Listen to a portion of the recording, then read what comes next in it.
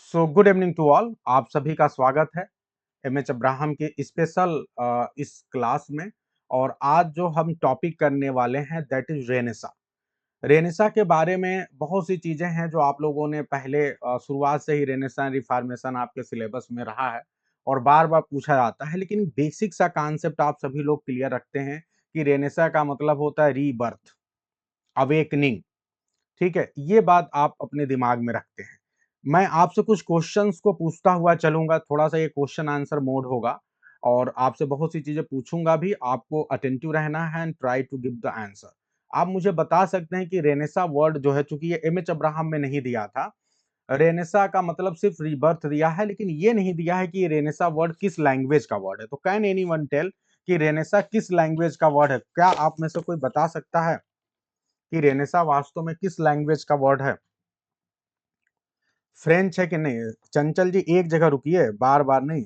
French है कि Latin है ये बताइए मुझे? हाँ, तो आप लोग कन्फ्यूज़ हैं कि ये फ्रेंच है कि लैटिन है, और जब भी आपसे पूछा जाए तो नकल करके ना बताएँगे तो ज़्यादा अच्छा लगेगा। रेनेसा वास्तव में फ्रेंच वर्ड है। चंचल जी ने पहले कोशिश की थी लेकिन बाद में कन्फ्यूज़ हो गईं। फिर उसके बाद से जो है लक्ष्मी तिवारी जी का आंसर सही है, स्मिता ठीक है। हाँ, नकल नहीं करना ये बहुत अच्छी बात है। पुष्पा ठीक है। तो ये एक फ्रेंच वर्ड है और इसका 3 मतलब याद रखना है। यहाँ पे एक ही वर्ड है रीबर्थ, लेकिन इसके अलावा और कौन-कौन से वर्ड आप ले सकते हैं? तो एक है आपका रिवाइवल और उसके बाद से रीअवेकनिंग, रीअवेकनिंग, ठीक है? तो अब आप समझ सकते हैं हिंदी में पुनर्जन्म, रिवाइवल का मतलब पुनर्जीवित करना किसी चीज़ को, और रीअवेकनिंग का मतलब होता है पुनर्जागरण, ठीक है? तो ये आपको एक तरह से क्या ज़रूरत पड़ रही है? देखो, मतलब अचानक जो है एक पर्टिकुलर टर्म है और वो हमसे बता रहा है कि इसके द्वारा हम किसी का रीबर्थ करवा रहे हैं, रिवाइवल करवा रहे हैं, दोबारा उसको जो है एक तरह से लाइफ़ देने की कोशिश कर रहे हैं, रीअवेकनिंग करवा रहे हैं, यानी वो व्यक्ति को हम दोबारा पुनर्जागरण करवा रहे हैं। तो भई किसी को पुनर्जागरण कराने की ज़रूरत क्या है? दोबारा जन्म की क्या ज़रूरत है?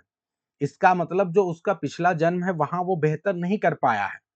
आप में से बहुत से ऐसे लोग हैं जो करवा चौथ का व्रत रह रहे होंगे। अब काफ़ी अगर एक समय ऐसा लगता है ना, कई बार हमने अपनी पत्नी के लिए वो चीज़ नहीं किया, तो अब दोबारा ईश्वर से प्रार्थना करते हैं कि दोबारा मुझे इनका जो है पति बनाया जाए या इनका पत्नी बनाया जाए। अब मैं अगले जन्म में इससे ज़्यादा सेवा और सत्कार सम्मान करूँगी या करूँगा।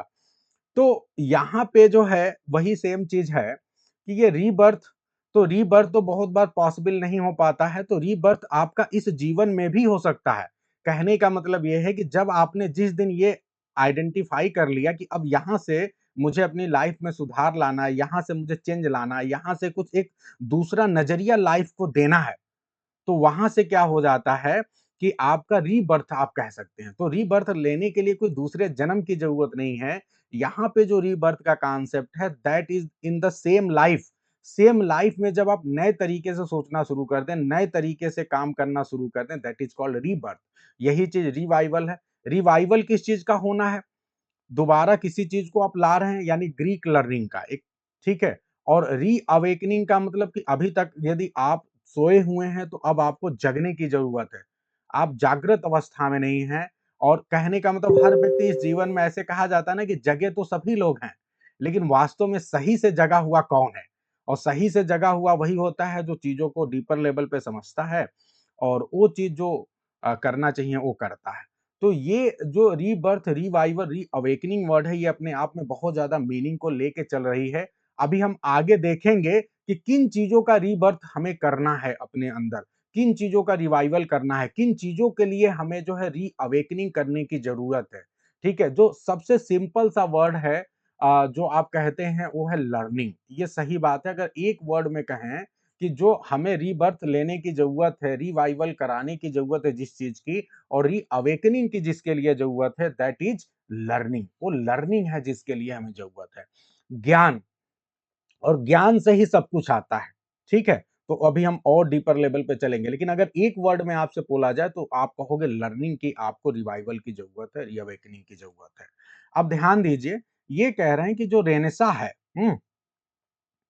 पहले तो हम इस बात को और थोड़ा अच्छे से क्लियर कर दें, 2-3 चीजें। जो रिवाइवल हो रहा है वो किस चीज का हो रहा है? तो एंशिएंट क्लासिकल माइथोलॉजी, जो क्लासिकल माइथोलॉजी है, एंशिएंट, जो बहुत पहले ग्रीक और लैटिन में लिखा जा चुका है, एक बार फिर से उसका रिवाइवल हो रहा है। उन माइथोलॉजीज को हम फिर से पढ़ना शुरू कर रहे हैं, फिर से जानना शुरू कर रहे हैं। और किसका कर रहे हैं? जो एंशिएंट क्लासिकल लिटरेचर है उसका रिवाइवल कर रहे हैं, और जो एंशिएंट क्लासिकल कल्चर है उसका रिवाइवल हम करने की कोशिश कर रहे हैं। ये बात है। अब ये तो हुआ रिवाइवल, यानी एक चीज जो एक समय आया था, जो अपने आप में बहुत ज्यादा छाया हुआ था। आप सभी को पता है ऑगस्टन एज, जो ऑगस्टन एज है, जो क्लासिकल एज है, एंशिएंट टाइम का, ऑगस्टस सीजर के समय, उस समय जो क्लासिकल माइथोलॉजी की समझ थी, जो लिटरेचर थी, जो कल्चर थी, वो हाईएस्ट फॉर्म में था।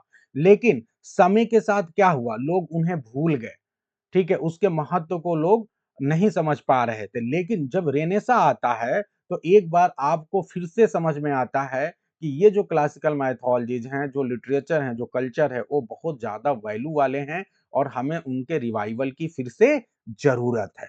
एक ये सबसे महत्वपूर्ण बात है, आपको ध्यान रखना। दूसरी बात है, रीअवेकनिंग किस चीज का कर रहे हैं? ये तो रिवाइवल हो गया, यानी जो चीज पहले से था आप उसको दोबारा जो है लाने की कोशिश कर रहे हैं, पुनर्जीवित करने की कोशिश कर रहे हैं।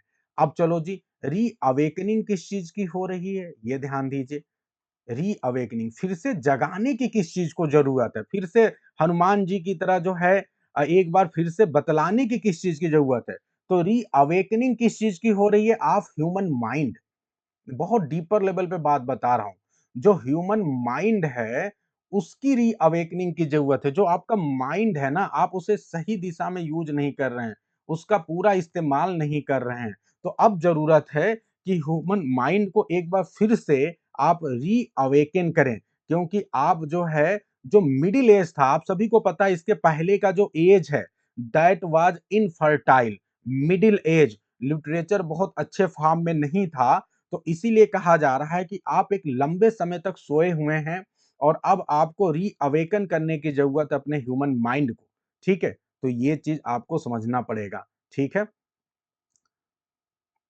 तो ये है, रेनेसा हमें एक बार फिर से जगाने की कोशिश करता है। इसके बारे में एक लाइन पढ़ रहा हूं जो कि एक कोटेशन है, बड़ा फेमस कोटेशन है।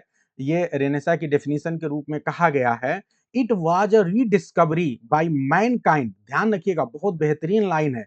It was a rediscovery by mankind of himself and of the world. क्या बात है!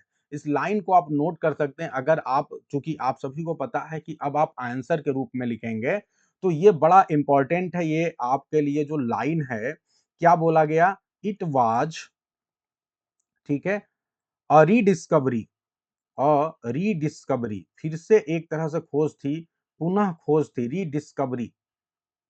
किस चीज की रीडिस्कवरी है? रीडिस्कवरी बाय मैनकाइंड, मनुष्य के द्वारा, बाय मैनकाइंड। और किसकी रीडिस्कवरी है? ऑफ हिमसेल्फ, खुद की खोज है, of himself and of the world, और इस दुनिया की खोज, एंड ऑफ द वर्ल्ड। उसने खुद को खोजा और इस दुनिया को खोजा। बहुत ही बेहतरीन लाइन है, ये आपको याद रखना है। ठीक है, बहुत ढेर सारी बातें हैं।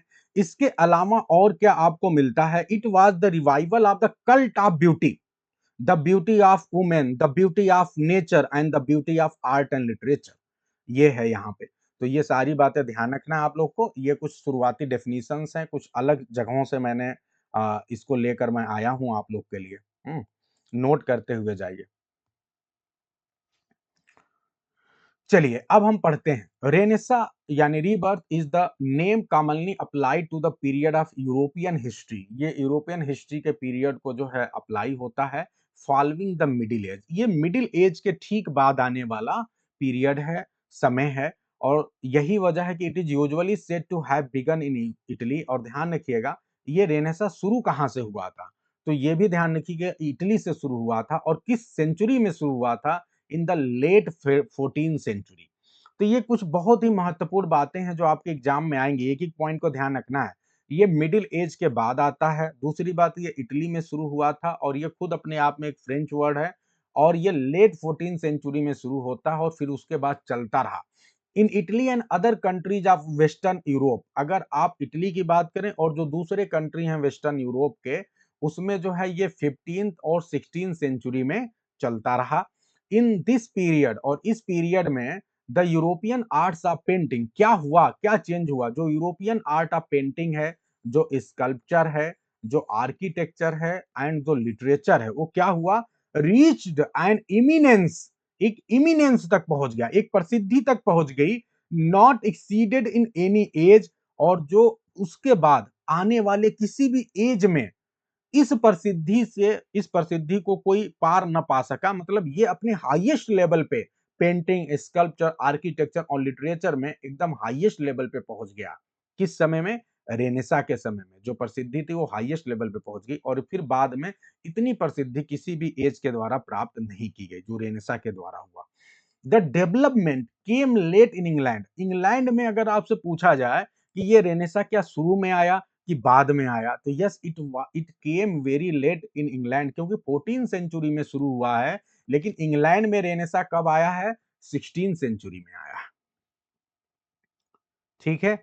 अब आपसे मैं पूछूं कि दो राइटर का नाम बताइए जो रेनेसा लाने के लिए इंग्लैंड में बड़े फेमस हैं। Can you tell the name of those two writers, अगर लिटरेचर के फील्ड में आप बात करें तो दो राइटर आपके याद रखिएगा हमेशा, Henry Howard Earl of Surrey and Thomas yard.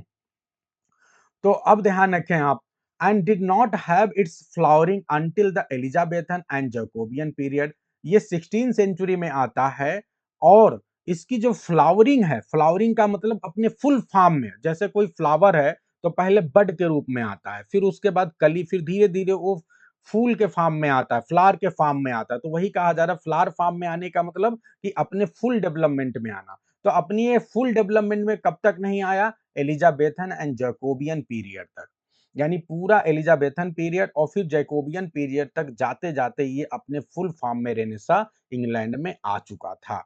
And sometimes, और कभी कभी कहा जाता है इन फैक्ट कि John Milton is described at the last Renaissance poet, और अगर आपको इंग्लैंड में रेनेसामेंट को समझना है, रेनेसा को, तो आप ये समझिए कि जॉन मिल्टन वो सबसे अंतिम पोएट थे जिनके रूप में आपको रेनेसा दिखाई पड़ता है, जिनके वर्क में। ठीक है, I hope it is very clear to everyone. ये कई बार आपके एग्जाम का क्वेश्चन पूछा जा सकता है कि जॉन मिल्टन को किस चीज के लास्ट के रूप में पूछा जाता है, या who has been describe as the last great renaissance poet, तो है जॉन मिल्टन। तो एकदम इंग्लैंड में आपको पूरी बात समझ में आ रही कि इंग्लैंड में एकदम हाईएस्ट फॉर्म में रेनेसा जो है फ्लरिश होता है कब, वो है एलिजाबेथन एंड जैकोबियन पीरियड में। अब आगे बढ़ते हैं। Many attempts have been made to define the renaissance in brief statement, बहुत से अटेम्प्ट्स किए गए हैं रेनेसा को डिफाइन करने के लिए, एज दो a single essence under play the complex feature of the intellectual, अगर आप सिंपल वर्ड में कहना चाहें तो यहाँ क्या है, the complex features of intellectual and cultural, यहाँ पे आपको क्या मिलता है, intellectual and cultural life of a great variety of European countries over several hundred years। ठीक है, तो आगे कई सालों तक जो आपको इसेंस मिलता है, अगर आप जानना चाहते हैं कि रेनेसा का क्या रोल है वास्तव में, तो आप इस बात से समझ लीजिए कि रेनेसा के जो फीचर्स हैं वो सिर्फ रेनेसा के टाइम में ही नहीं, बल्कि ये जो इंटेलेक्चुअल एंड कल्चरल लाइफ है, जो ग्रेट वैरायटी आपको मिलती है रेनेसा में, ये आगे आपको यूरोपियन कंट्रीज में अगले कई सौ सालों तक इसका इम्पैक्ट दिखाई पड़ेगा। इट हैज फॉर एग्जाम्पल, ये जो है एग्जाम्पल के तौर पे आप कह सकते हैं, been described as the birth of the modern world, क्या बात है, आप कह सकते हैं कि वास्तव में ये एक बर्थ है मॉडर्न वर्ल्ड का, एक नए प्रकार के जमाने का आपका, आप कह सकते हैं कि जन्म होता है रेनेसा के द्वारा, out of the ashes of dark age, और ये कब होता है, डार्क एज के एसेस के ऊपर, इसका मतलब कि डार्क एज खत्म होता है, और जब कोई चीज खत्म होती है, कहते हैं ना किसी व्यक्ति की डेथ हो जाती है तो हम उसको जला देते हैं, और जलाने के बाद उसकी क्या बचती है, सिर्फ उसके जो है भस्म बचती है। तो वही ये बात कह रहा है कि उसकी राख बचती है। तो डार्क एजेस का आप कह सकते हैं एक तरह से यहाँ खात्मा होता है और उसकी जो राख है, उससे जो है रीअवेकनिंग हो रही है, रीबर्थ हो रही है किसकी? मॉडर्न वर्ल्ड की। As the discovery of the world, पहले ही बताया मैंने डेफिनेशन कि ये एक तरह से क्या है? डिस्कवरी है वर्ल्ड की, डिस्कवरी है मैन की, and as the era of emergence of untrammelled individualism in life, thought, religion and art. ये एक ऐसा एरा है जहां पे इमरजेंस हो रहा है, उदय हो रहा है, अनट्रेमल्ड, अनट्रेमल्ड मतलब अनकंट्रोल्ड इंडिविजुअलिज्म। इंडिविजुअलिज्म का मतलब व्यक्तित्ववाद, यानी हर व्यक्ति अपने आप में, पहले अपने आप के अस्तित्व को लोग नहीं समझ पाते थे। ये एक ऐसा एरा है कि हर इंडिविजुअल अपने महत्व को समझना शुरू करता है और अनकंट्रोल्ड वे में, इसका मतलब कि उसके पास बहुत ढेर सारे अवसर हैं, बहुत ढेर सारे रास्ते हैं, वो किसी भी दिशा में विचरण कर सकता है, वो कुछ भी कर सकता है, उसके जीवन में, उसकी लाइफ में अपार संभावनाएं हैं। ठीक है, इस बात का खोज हो जाता है, उसे एहसास हो जाता है, क्योंकि अपने लाइफ में, अपने थॉट में, रिलीजन में एंड आर्ट में वह जो है हाई लेवल के अवसर खोजने की कोशिश करने लगता है। तो आप अगर एक लाइन में सिर्फ अगर आप समझना चाहते हैं, तो ये लाइन बड़ी ही महत्वपूर्ण है कि रेनेसा को आप इस तरह से समझा सकते हैं, the birth of modern world out of the ashes of dark ages, as the discovery of world, discovery of man, as the era of emergence of untrammeled individualism in life, thought, religion and art। इससे बेहतर नहीं हो सकता। क्या बेहतरीन तरीके से यहाँ पे आपको एम एच अब्राहम ने रेनेसा को समझाने की कोशिश की है। सभी को समझ में आ रहा है भाई? दिमाग से ऊपर तो नहीं जा रहा है, एकदम क्लियर समझ में आ रहा है ना? अब आगे बढ़ते हैं। रिसेंटली सम हिस्टोरियंस, बहुत से ऐसे हिस्टोरियन हैं, finding that attributes similar to these were present in various people and places in the middle ages. ये कह रहे हैं कि ये जो एट्रीब्यूट है, कई बार आप जो है, जो मिडिल एज के भी बहुत से लोग हैं, प्लेसेस से वहां भी आपको एट्रीब्यूट मिलता है। And also that many element long held to be medieval survived into the renaissance. यानी बहुत सी चीजें जो मिडवल में थी वो सर्वाइव करती हैं रेनेसा में।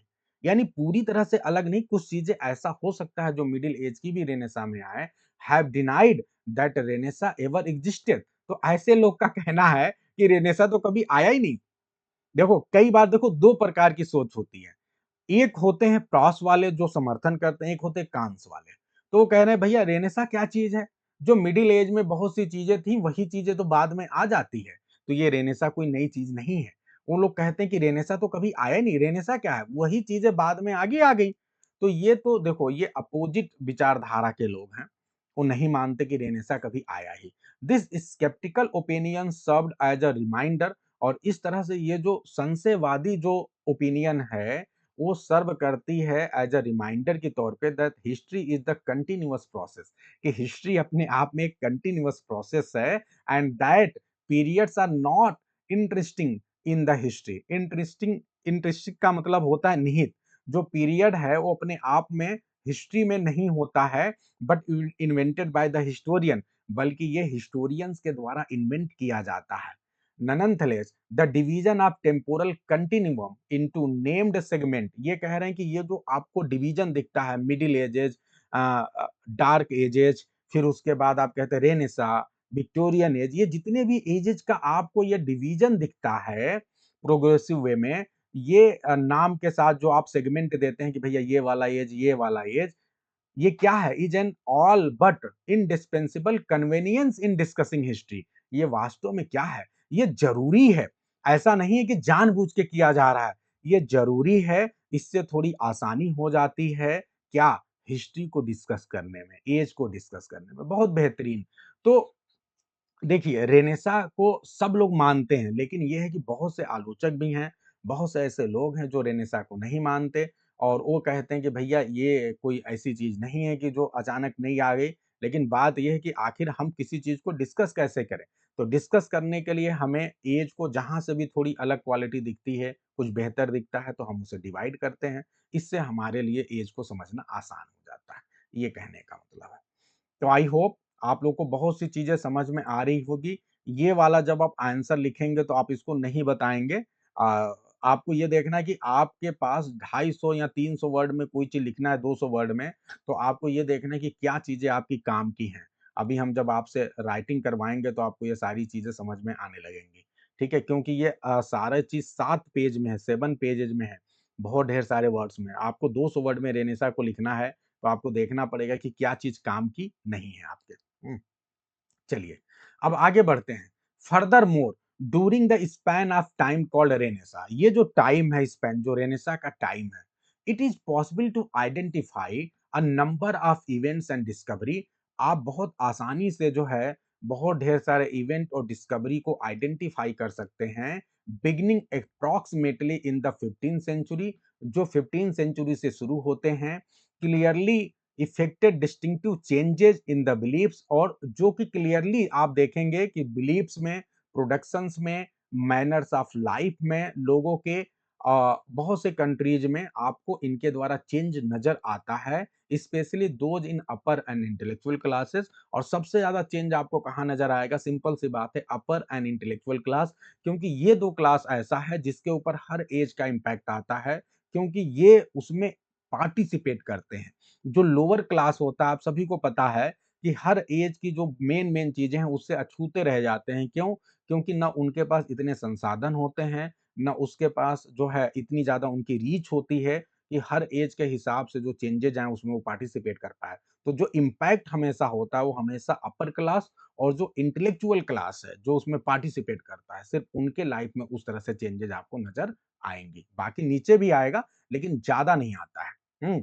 आप लोगों ने बहुत से लोगों को देखा होगा, वो कहते हैं कि भैया सरकार चाहे जिसकी बन जाए हमें क्या फ़र्क पड़ता है कि नहीं? जैसे हम लोग नौकरी कर रहे हैं, तो हम लोग कई बार सोचते हैं कांग्रेस की गवर्नमेंट आ जाए, क्यों आ जाए कांग्रेस की? क्योंकि जो कांग्रेस की गवर्नमेंट रहती है तो वो सैलरी बहुत बढ़िया देती है। वो अभी जैसे देखिए बीजेपी 8वां वेतन आयोग नहीं ला रही है, पता नहीं क्या है? जनवरी में जब चुनाव होना था हरियाणा का, तो बीजेपी ने घोषणा कर दिया कि भैया 8वां वेतन आयोग आने वाला है। अब सब लोग बड़े खुश हो गए। जब चुनाव हो गया, बीजेपी जीत गई, फिर उसके बाद से अब वो भूल गई, ठंडे बस्ते में डाल दिया। जबकि 8वां वेतन आयोग जो है 2026 से एकदम लागू होना है, लेकिन अभी तक कुछ नहीं खबर पता चल रही है। अब इसे लागू करने में ये अभी कमिटी बनाएँगे और लगभग 1.5 साल इस पे काम होगा। यानी जो चीज़ आपको 2026 के शुरू से हो जानी चाहिए थी, उसको ये 2027 के मिड तक ले जाएँगे, 2028 तक भी ले जा सकते हैं। तो क्या करेंगे आप? तो ये चीज़ें हैं, तो कहने का मतलब ये है कि जो उस प्रक्रिया में शामिल है, जैसे हम टीचर्स हैं, गवर्नमेंट ऑफ़िशियल्स हैं, तो हम शामिल हैं, तो हमें फ़र्क पड़ रहा है, कौन-सी सरकार बदल रही है, कौन-सी सरकार नहीं आ रही है। लेकिन जो गरीब व्यक्ति है, जो जो ना कहीं नौकरी कर रहा है, ना कुछ इस तरह से, तो उसके ऊपर बहुत ज़्यादा इम्पैक्ट नहीं आता है चीज़ों का। चलिए अब आगे बढ़ते हैं।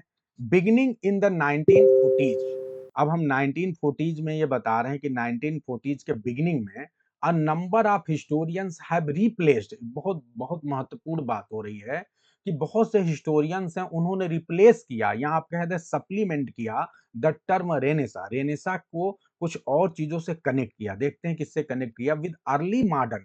इन्होंने कहा कि जो रेनेसा है ना, इसको आप रेनेसा मत बोलिए, आप इसको कहिए अर्ली मॉडर्न। क्यों? क्योंकि to designate the span from the end of middle age, कह रहे हैं कि ये मिडिल एज जो है, डार्क एज अब खत्म हुआ है, तो इसके बाद जो टाइम शुरू होगा, जब मिडिल एज के बाद क्या आएगा? मॉडर्न ही तो आएगा।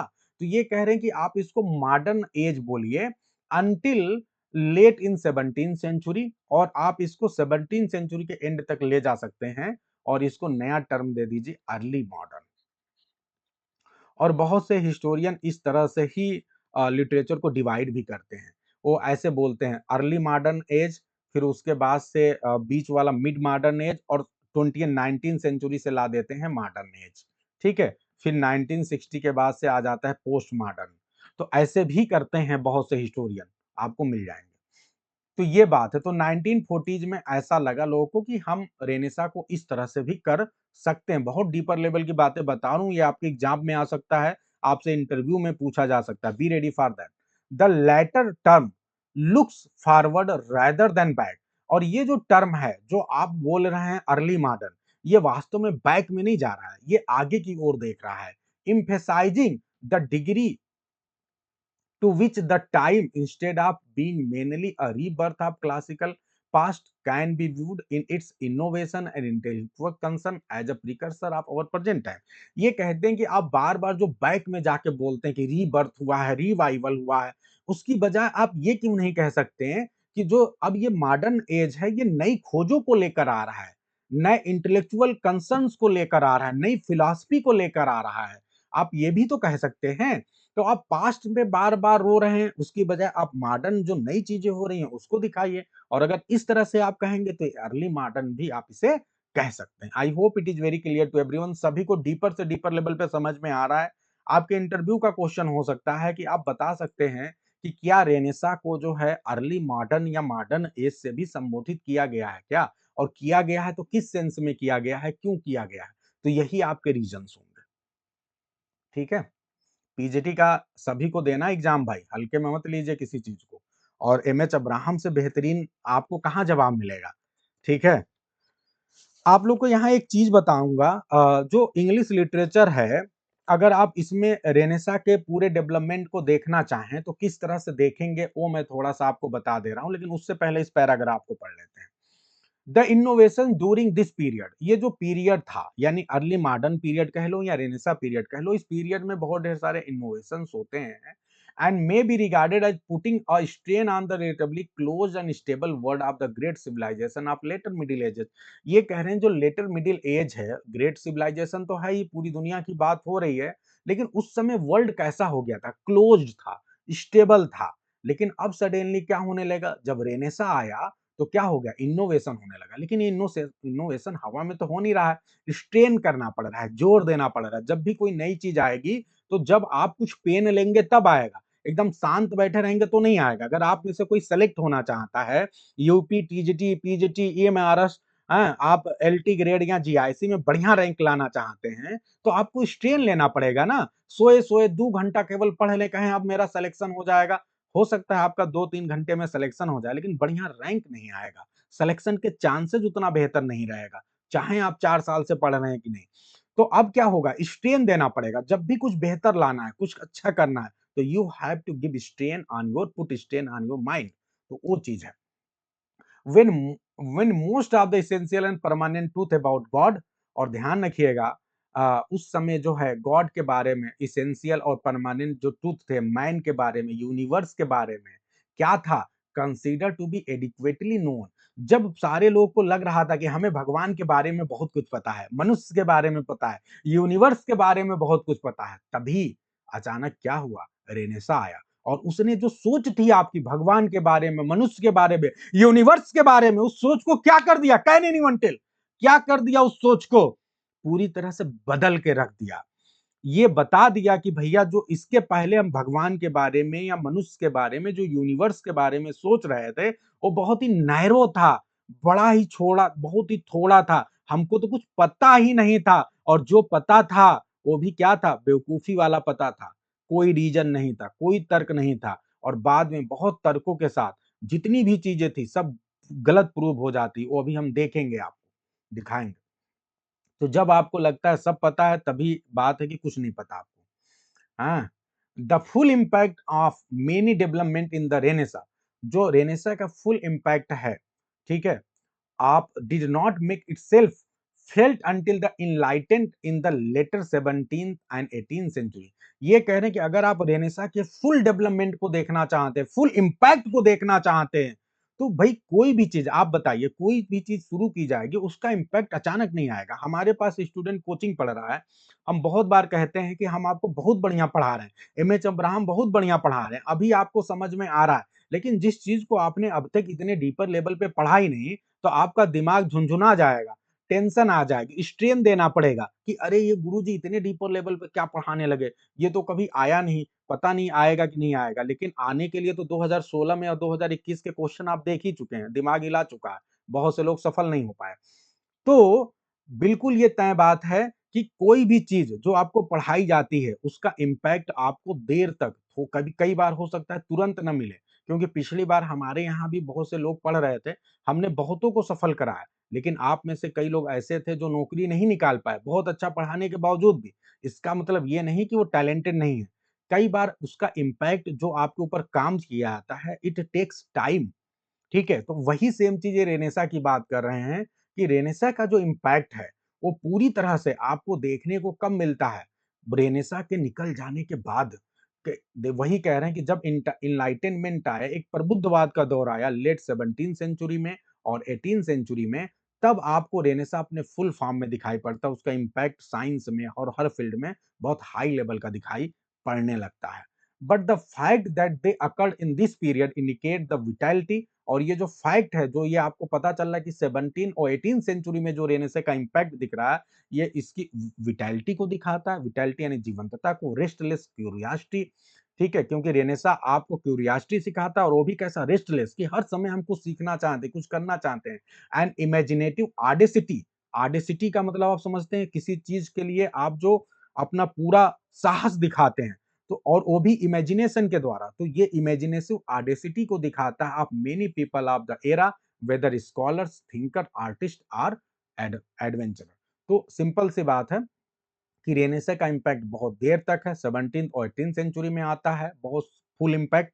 लेकिन ये जो इम्पैक्ट आया, ये कहीं न कहीं रेनेसा के vitality, restless curiosity and imagination audacity को दिखाता है, ठीक है? जो स्कॉलर्स और जो भी लोग उस समय के प्रबुद्ध थे, उनके रूप में आता है। I hope it is very clear. Renaissance का जो है, हमने आपको बहुत डीपर लेवल पे जो इंट्रोडक्शन है बता दिया। अब आप लोग बताइए, रेनेसा का इंट्रोडक्शन खूब बढ़िया से आपको समझ में आ गया कि नहीं?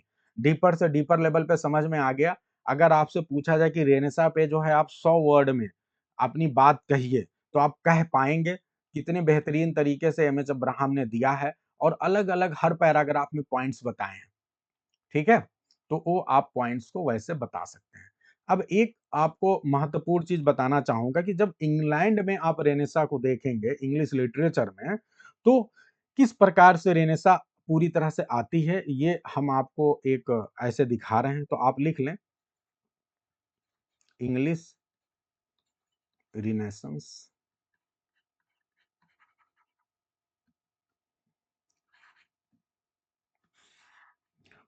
सबसे पहला ये पीरियड बोलते हैं, पीरियड ऑफ प्रिपरेशन। ये कब से कब तक है? ये 1500 से 1579 तक। फिर दूसरा, ये सब चीजें आप लोग शायद हल्के में ले रहे होंगे। मैं कह रहा हूं कि पूरे भारत में कोई टीचर रेनेसा को जिस तरह से मैं अभी आपको दिखाने और बताने की कोशिश कर रहा हूँ, नॉर्मली नहीं बताएगा, क्योंकि मैं आपको कम से कम इस समय 6 किताबें मेरे सामने हैं, मैं इसलिए आपको ये बता पा रहा हूँ। एम.एच. अब्राहम में नहीं दिया है, और भी बहुत सी किताबों में नहीं दिया है, तो इसके इम्पोर्टेंस को समझिए, फ़ील करिए एंड ट्राई टू एन्जॉय। अब दूसरा ध्यान दीजिए, तो पहला जो पीरियड है आपका, ये पीरियड ऑफ प्रिपरेशन है, जिसको आप बोलते हैं यूथ ऑफ रेनेसा। ये क्या है? Youth of Renaissance.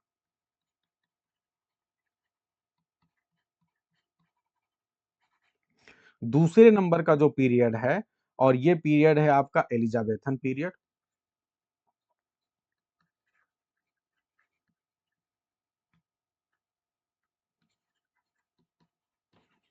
ये पीरियड कब से कब तक है? 1572 से 1602 तक। और इस पीरियड को आप बोलते हैं the manhood of Renaissance. The manhood of Renaissance. इस समय वास्तव में रेनेसा अपने एडल्ट एज में था, और बेस्ट लिटरेचर जो है आपको देखने को मिलता है। फिर तीसरे नंबर पे आइए। और ये क्या है? The Jacobean period. The Jacobean period. ये कब से सोलो शुरू होता है? 1603 से 1625 तक। और ये वास्तव में क्या था? ये मिडिल एज ऑफ रेनेसा था। इस समय आप ज्यादा मेच्योर हैं, मिडिल एज ऑफ रेनेसा।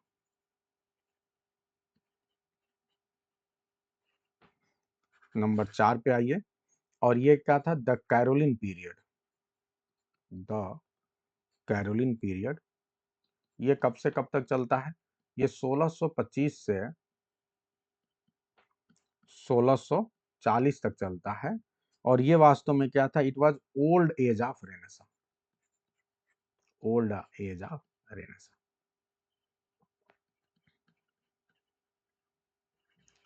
ठीक है, ये आपके सामने एक ओवरऑल जो है एक बाइफरकेशन है जो मैं आपको बता रहा हूँ, इसे आप नोट कर सकते हैं और ये आपके एग्जामिनेशन पॉइंट ऑफ व्यू से आपकी जानकारी के लिए बहुत ज़रूरी है। मैंने बताया कि 17वीं सेंचुरी तक रेनेसां चलता है आपके इंग्लैंड में और आपके जॉन मिल्टन साहब सबसे लास्ट ऐसे राइटर हैं, पोएट हैं, जिनको आप रेनेसां के लास्ट रेनेसांस पोएट आप बोलते हैं, ठीक है? इसके बाद से ऐसा नहीं कि रेनेसां नहीं है, अभी आपको ऊपर बताया कि रेनेसां का इम्पैक्ट आपको दिखाई पड़ेगा 17वीं सेंचुरी और 18वीं सेंचुरी में भी। लेकिन जो पीरियड है वो खत्म हो चुका है। इम्पैक्ट के रूप में चीज़ें दिखाई पड़ेंगी। तो I hope it is very clear to everyone. चलिए अब आगे बढ़ते हैं। अब हम आपको रेनेसां की ओर लेके चलते हैं और अब आपको फाइनली रेनेसां आपने समझ लिया। अब हम देखेंगे रेनेसां के डेवलपमेंट क्या है? आखिर कौन-सी नई लर्निंग रेनेसां हमें करा रहा है? क्या नई-नई चीज़ें हमें सिखा रहा है? ठीक है? और आप इसे रेनेसां के फीचर के रूप में कह सकते हैं या अलग-अलग फील्ड में डेवलपमेंट के रूप में कह सकते हैं। जब भी आपका क्वेश्चन आंसर लिखने को आएगा तो आप एक इंट्रोडक्शन का सेक्शन बताएँगे जो मैंने ऊपर का बताया और आप जो है उसके बाद उसके डेवलपमेंट या फीचर्स को बताएँगे और वो अब हम आपको बताने जा रहे हैं और हर पॉइंट में आप 2-3 मेजर चीज़ें लेके बता सकते हैं। हालाँकि इसमें तो काफ़ी डिटेल में दिया है एमएच अब्राहम में, तो थोड़ा जल्दी करने की कोशिश करते हैं अब यहाँ से। चलिए, तो अब ध्यान दें द न्यू लर्निंग आपको एक नई लर्निंग सीखने को मिल रही है। Renaissance scholars of the classic called humanist ये बहुत ही बड़ा पॉइंट है। कई बार आपसे पूछा जाता है ये ह्यूमनिस्ट कौन है? तो ह्यूमनिस्ट कौन है? जो रेनेसां स्कॉलर्स हैं उन्हीं को आप ह्यूमनिस्ट कहते हैं। क्योंकि वास्तव में जो एक प्योर ह्यूमन बीइंग होने की ट्रेडिशन थी, वो वास्तव में पहले तो भी हम ह्यूमन कहलाते थे। लेकिन कहा जाता है ना कि ह्यूमन सिर्फ मानव ऐसे तो आप हो नहीं जाएंगे। मानवता के मानव होने के जितने भी आपके अंदर एक्टिविटीज होंगी, फीचर्स होंगे, जब वो दिखाई पड़ेंगे तब तो आप उसको ह्यूमन बीइंग अपने को कह पाएंगे, ह्यूमनिस्ट कह पाएंगे। तो विचारों से जो प्रबुद्ध लोग थे, जो रेनेसां को फॉलो कर रहे थे, उसे मान रहे थे, उसे फैला रहे थे, ऐसे लोग को आपने क्या कहा? ह्यूमनिस्ट। ठीक है? तो रेनेसांस स्कॉलर्स ऑफ क्लासिक जो क्लासिक्स को पढ़ रहे हैं, उनको आप ह्यूमनिस्ट बोल रहे हैं। इन लोगों ने क्या किया? Revive the knowledge of the Greek language जो ग्रीक लैंग्वेज का नॉलेज है उसको रिवाइव किया, उसको डिस्कवर किया, डिसेमिनेटेड किया, फैलाया। A great number of Greek manuscript बहुत बहुत ढेर सारे जो ग्रीक मैन्युस्क्रिप्ट थे उसको उन्होंने लोगों के बीच में फैलाया and added considerably to the number of Roman authors and works which had been known during the middle age. Middle age में जो है बहुत कम रोमन ऑथर्स के बारे में लोग को पता था, लेकिन इन लोगों ने और बहुत ढेर सारे ऑथर्स जिनके बारे में लोगों को नहीं पता था उनके बारे में भी लोगों को बताया, उनकी मैन्युस्क्रिप्ट उनकी किताबें लोगों के बीच में लेकर आए। The result was to open a sense of vastness of historical past।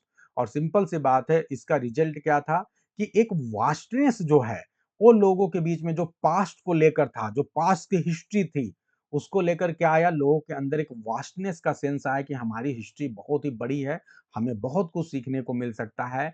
As well as to enlarge immensely the stock of idea. और सिंपल सी बात है जब आप पास्ट की बेहतरीन चीजों को पढ़ेंगे तो क्या होगा, जो आपका आइडिया होगा, जो आइडिया जो स्टॉक होगा, जो आपके पास एक स्टॉक होगा आइडिया का, मटेरियल का, लिटरेरी फॉर्म्स का, स्टाइल का, वो सारी चीजों में क्या होगा, इजाफा होगा। वो सारी चीजें इनलार्ज हो जाएंगी, बढ़ जाएंगी। In the mid 15th century the invention of printing on paper from movable type बहुत ही बेहतरीन, ध्यान रखिएगा।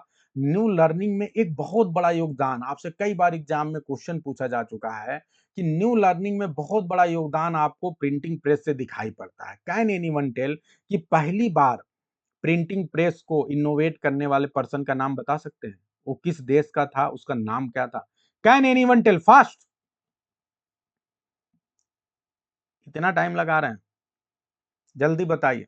नकल आप कर सकते हैं, आपके पास एमएच अब्राहम की बुक है। लेकिन आपका नकल असफल है। आप लोग काक्सटन का नाम बता रहे हैं। काक्सटन, यही मैं कह रहा हूं कि थोड़ा सा समझिए, ये गलत आप बता रहे हैं। उस व्यक्ति का नाम था जो पहली बार, ठीक है, वो उसका नाम है जोहान गुटेनबर्ग। जो गुटेनबर्ग साहब हैं उनको श्रेय जाता है मिड 15th सेंचुरी में invention of printing on paper, ठीक है, फ्रॉम मूवेबल टाइप, ठीक है। तो ये है, हाँ, उसी के आसपास का डेट है चंचल। तो ये जाते हैं, इनको, ये जर्मनी के रहने वाले थे जिनको श्रेय जाता है और इन्हीं को क्रेडिट दिया जाता है। एग्जैक्ट डेट हमें पता नहीं, लगभग 1450 के आसपास का कोई डेट हो सकता है।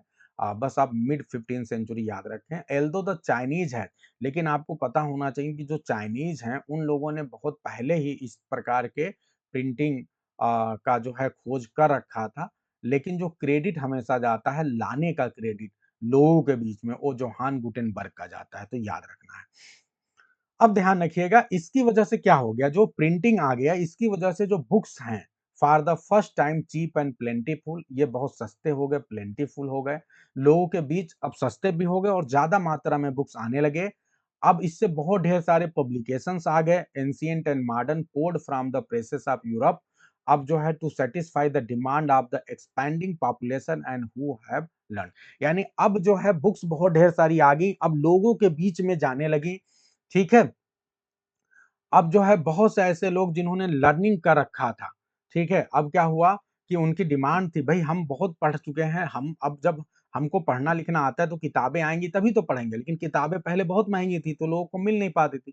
प्रिंटिंग प्रेस की वजह से अब बहुत आसानी से लोगों को किताबें मिलने लगी, लोग अपने इच्छाओं को पूरा करने लगे। The rapidity and range of the spread of ideas, अब इससे क्या हो गया, जब किताबें आ गई बहुत तेजी से, तो इससे क्या हो गया कि जो रैपिड होने लगा, यानी बहुत तेजी से जो आइडियाज हैं और जो रेंज है, पहले कम था वो, अब वो बढ़ गया।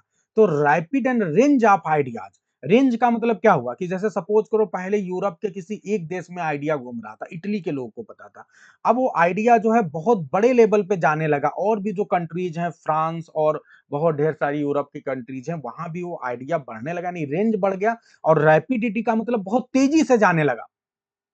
पहले जो चीज एक दिन में जा रहा था, 2 दिन में, 10 दिन में, 1 महीने में, 2 महीने में फैल रहा था, अब वो दो दो एक एक हफ्ते में फैलने लगा।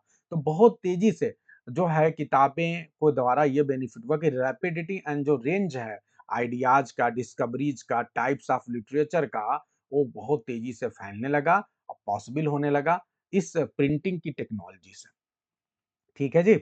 द टेक्नोलॉजी रीच्ड इंग्लैंड, अब हम वहां आते हैं जब आप बात करते हैं इंग्लैंड की, ठीक है, इंग्लैंड की जब आप बात करते हैं तो इंग्लैंड में वास्तव में विलियम कॉक्सटन का जो आप नाम लेते हैं, अच्छी तरह से याद रखिएगा, इंग्लैंड के थे ये, ना कि पूरी दुनिया की। जब पूरी दुनिया की आप बात करते हैं तो पूरी दुनिया में कौन है, पूरी दुनिया के लिए जिस व्यक्ति का नाम लेंगे, क्या नाम लेंगे, गुटनबर्ग ऑफ मिंच, जर्मनी के रहने वाले थे।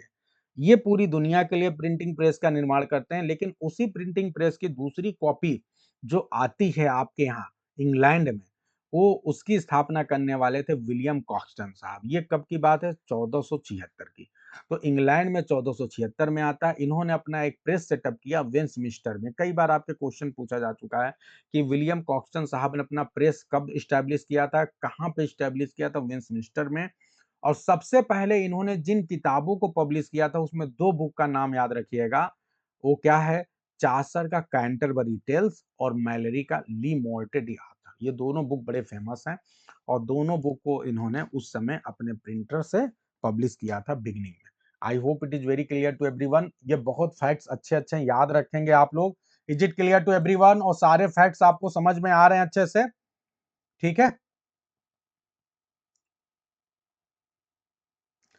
मजा आ रहा है कि नहीं, ये मजा नहीं आता। कई बार वो आशीष जी सही कहते हैं कि सामने तो कोई दिख नहीं रहा, टुन टुन गुनगुन कोई दिख ही नहीं रहा है, तो अब भैया आप मुस्कुरा रहे हैं, हंस रहे हैं कि समझ में आ रहा है कि नींद आ रहा है, आपको क्या हो रहा है, यहाँ तो कुछ पता ही नहीं चल रहा है, हैं? और आप में से तमाम लोग हैं, हाँ, जो अभी अभी यही लेक्चर हो रहा होता, जैसे अभी हम लोग तमाम सेमिनार कराते हैं तो बीच बीच में जब कोई बढ़िया चीज बताया जाता है तो ताली बजती है, तो जो बोलने वाला होता है उसको अच्छा फील होता है, अरे मैं कुछ बढ़िया चीज बता रहा हूँ, क्या लोगों को कुछ बढ़िया समझ में आ रहा है, हैं? और यहाँ तो कुछ पता नहीं चलता है, सब टुन टुन अपना सुन रहे हैं। बहुते तो लेट लेट के तो नहीं कोई पढ़ रहा है, लेट के तो नहीं कोई पढ़ रहा है। हैं? अच्छा, तमाम आप में से ऐसे लोग हैं जो थोड़ा-सा मतलब अपनी चीज़ों से समझौता नहीं कर सकते। मैं आप लोग को बता रहा हूँ कि जीवन में यदि आप लोग को अच्छे गुरु पता नहीं क्या है। मुझे तो अच्छा गुरु नहीं मिला, ये मेरा दुर्भाग्य है कि मुझे कोई अच्छा गुरु, अच्छा कोई गाइड मिल ही नहीं पाया। बहुत लेट में जो है मतलब मुझे ज़्यादातर कंडीशन मेरे साथ ये थी कि जो मैंने सीखा किताबों से सीखा और ये ईश्वर की कृपा थी कि मैं बनारस हिंदू यूनिवर्सिटी पहुँच गया। हालाँकि मैं उसका पूरा लाभ नहीं ले पाया क्योंकि जब मैं बीएचयू से एमए कर रहा था तो मैं एसएससी की तैयारी कर रहा था, अपनी कुछ मजबूरियाँ थी। लेकिन कम से कम उन प्रोफ़ेसर को अपने सामने देखा मैंने। हाँ, तो उनसे कुछ तो सीखा ही मैंने। हुँ। तो वो सारी चीज़ें हैं और उसकी वजह से मेरे मन में इच्छा थी कि मैं बीएचयू के प्रोफ़ेसर जैसा ही अपने आप को बनाऊँगा कभी आने वाली लाइफ़ में। लेकिन आज मैं अपने आप को और उनसे बेहतर महसूस करता हूँ। क्यों महसूस करता हूँ? क्योंकि वो अपनी लाइफ़ में उस लेवल पे लोगों की ज़िंदगी में चेंज नहीं ला पाए, जिस लेवल पे मैं लाने की कोशिश कर रहा हूँ। मेरे बहुत से साथी हैं, जिन लोगों ने बीएचयू में पढ़ाई की है। आज जैसे कल ही मेरी बात हो रही थी, तो कोई कहीं है, कोई कहीं है। लेकिन सब कोई सिर्फ़ अपनी ही ज़िंदगी में बिज़ी है, एवरीवन अपनी ही ज़िंदगी में बिज़ी है, अपनी ही ज़िंदगी में वो कुछ कर ले, इतने में ही उसका पूरा टाइम चला जा रहा है। और मैं अपने जितने भी साथी लोग हैं, उनमें सबसे अलग नज़र आ रहा हूँ सिर्फ़ इसलिए क्योंकि मैं बहुत से लोगों की ज़िंदगी में चेंज लाने की कोशिश कर रहा हूँ। और मैं बहुत आसानी से जैसे ये जो मैं चीज़ें पढ़ा रहा हूँ, इसको बहुत सिंपल वे में पढ़ा सकता था। आपको केवल इसके फैक्ट्स दे देता, अंडरलाइन करके नोट्स दे देता, ठीक है? आपको उसमें भी बहुत मज़ा आता। कहते कि अरे सर बहुत बढ़िया, एमएच अब्राहम के आपने पॉइंट्स हमें दे दिए। लेकिन मुझे पता है कि वो आइडिया का सिर्फ़ कॉपी मैं कर रहा हूँ। अगर मैं इमिटेशन करूँगा तो आपको बेस्ट नॉलेज नहीं दे पाऊँगा। आपको अच्छी किताबें पढ़ना, अच्छे टेक्स्ट पढ़ना सिखा नहीं पाऊँगा। जो चीज़ें मैंने बीएचयू से सीखी कम से कम ये एक बहुत बड़ी चीज़ सीखी कि बीएचयू के जो प्रोफ़ेसर्स हैं वो ओरिजिनल टेक्स्ट पढ़ाते थे। तो मुझे एक चीज़ यही सीखने को मिला वहाँ पे कि भैया जब बीएचयू से पहले हमने और भी जगहों पे जैसे अवध यूनिवर्सिटी है और बहुत से यूनिवर्सिटीज़ हैं, हम देखते हैं वहाँ पे लोग हिंदी में चीज़ों को पढ़ाते हैं। उनकी जो किताबें आती हैं, गाइड बुक वगैरह आती हैं, वो हिंदी और इंग्लिश में रहता है और बच्चा भी उसी किताब को खरीदता है जो हिंदी और इंग्लिश में हो। क्यों? क्योंकि उसे हिंदी में चीज़ें ज़्यादा समझ में आती हैं। अब इंग्लिश को आप हिंदी में पढ़ रहे हो, आसान भाषा में अच्छी कोई किताब कोई पढ़ता नहीं, कोई अच्छा कोई भी प्रोफ़ेसर आप किसी भी अवध यूनिवर्सिटी या किसी भी छोटे-मोटे यूनिवर्सिटी में जाइए, वो केवल बच्चा किताब खरीद ले यही उनके लिए बहुत बड़ी बात है। जो गाइड बुक आती है, कोई पर्सनल किताब एमएच अब्राहम और इस तरह से कोई अच्छी किताब ना खरीदवाने पे ज़ोर देते हैं, ना बताने पे। मैं यहाँ अपने यहाँ बच्चों को कहता हूँ कि भाई आप ये किताबें पढ़ लो, ये तुम्हारे काम आएँगी। पद्मजा अशोक की, एमएच अब्राहम की, मैंने लाइब्रेरी में भी बहुत सी किताबें मँगवाई हैं ताकि बच्चे पढ़ें, ठीक है? और आप लोग के साथ भी मेरी यही कोशिश है कि मैं आपको ये चीज़ दूँ। ये चीज़ें लाना आसान नहीं है। समझ रहे हैं? कहीं न कहीं इनडायरेक्टली अगर आप ध्यान दें, तो आप लोगों ने जो चीज़ पीजी किया है, जब आप पढ़ नहीं पाए, एमएच अब्राहम तब आप नहीं पढ़ पाए, अब आपको मैं पढ़ाने की कोशिश कर रहा हूँ, तो कहीं न कहीं देखा जाए, तो आपकी रीअवेकनिंग तो मैं कर रहा हूँ। आप इसे माने या ना माने, चाहे जिस तरह से लें, लेकिन yes, it is being the reawakening of you all, ठीक है? जो मैं आपको ये सारी चीज़ें पढ़ाने और बताने की कोशिश कर रहा हूँ, ठीक है? तो इसे फ़ील करिए। चलिए आगे बढ़ते हैं। The humanistic revival sometimes resulted in pedantic scholarship. तो बस मैं आपसे ये कहना चाहता हूँ कि जब आप जो है इतनी बेहतरीन चीज़ें पढ़ रहे हैं, तो आप में से तमाम लोग सो कैसे सकते हैं? या आप में से तमाम लोग का डेटा कैसे अगर डेटा खत्म हो रहा है तो उसे रिचार्ज करिए। क्लास में संख्या दिखनी चाहिए कि आप सोचे कि इतनी बेहतरीन चीज़ मिल रही है तो इसे हमें पूरा लेना है।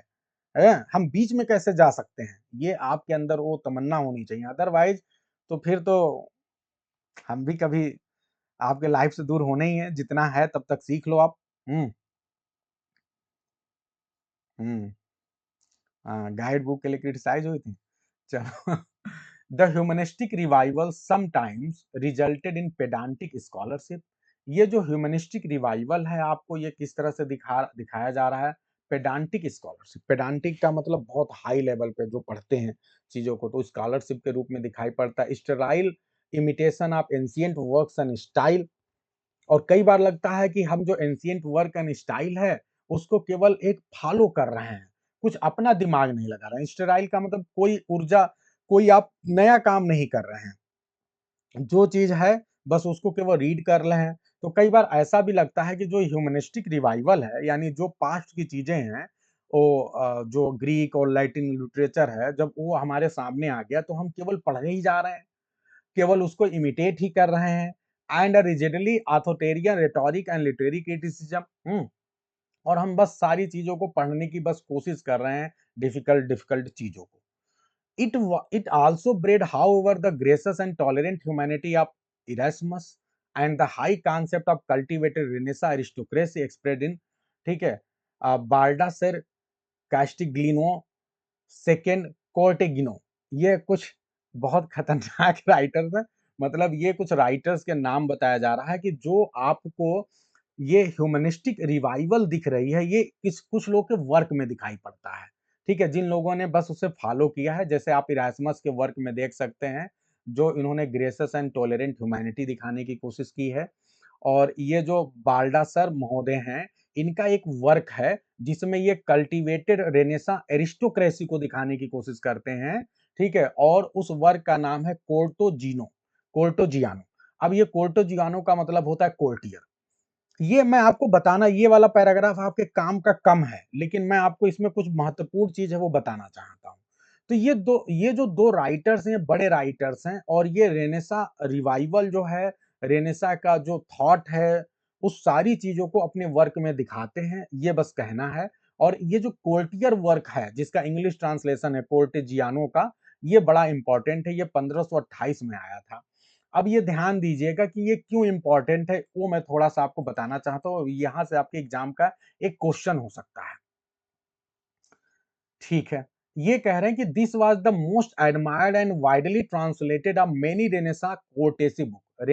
रेनेसा में बहुत से कोर्टेसी बुक आए थे। ठीक है, उसमें ये सबसे ज्यादा पॉपुलर है, सबसे ज्यादा एडमायर किया गया, और सबसे ज्यादा वाइडली ट्रांसलेटेड है। अब बताइए, किसी एज को रिप्रेजेंट करने वाली कोई बुक हो जो उस एज के थॉट एंड आइडिया को बहुत अच्छे से रिप्रेजेंट करे, तो बुक आपके लिए इंपॉर्टेंट है कि नहीं, और राइटर आपके लिए इंपॉर्टेंट है कि नहीं। तो इसीलिए इस राइटर का नाम और इसकी बुक का नाम कोर्टेजियानो द कोर्टियर आपको याद रखना चाहिए।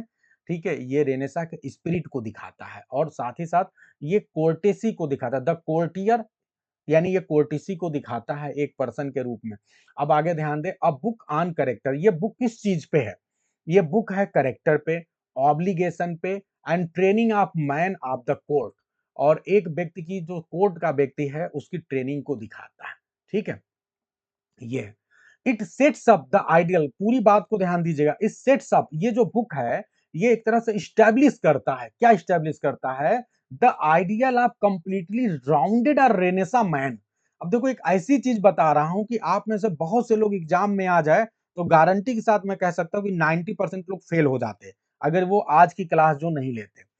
अगर आपके एग्जाम में ये आ जाए कि ये बताइए कि जो रेनेसा मैन है, उसकी क्या क्या विशेषताएं हैं, तो आप में से कोई बता सकता है क्या? एक रेनेसा जो मैन है, जैसा कि डिस्कस किया गया है, ठीक है, कैस्टिग्लियोन की जो बुक है कोर्टेजियानो द कोर्टियर, उसमें डिस्कस किया गया है कि एक जो रेनेसा मैन होता है, उसके अंदर क्या-क्या विशेषताएं होनी चाहिए। तो आप बता सकते हैं क्या?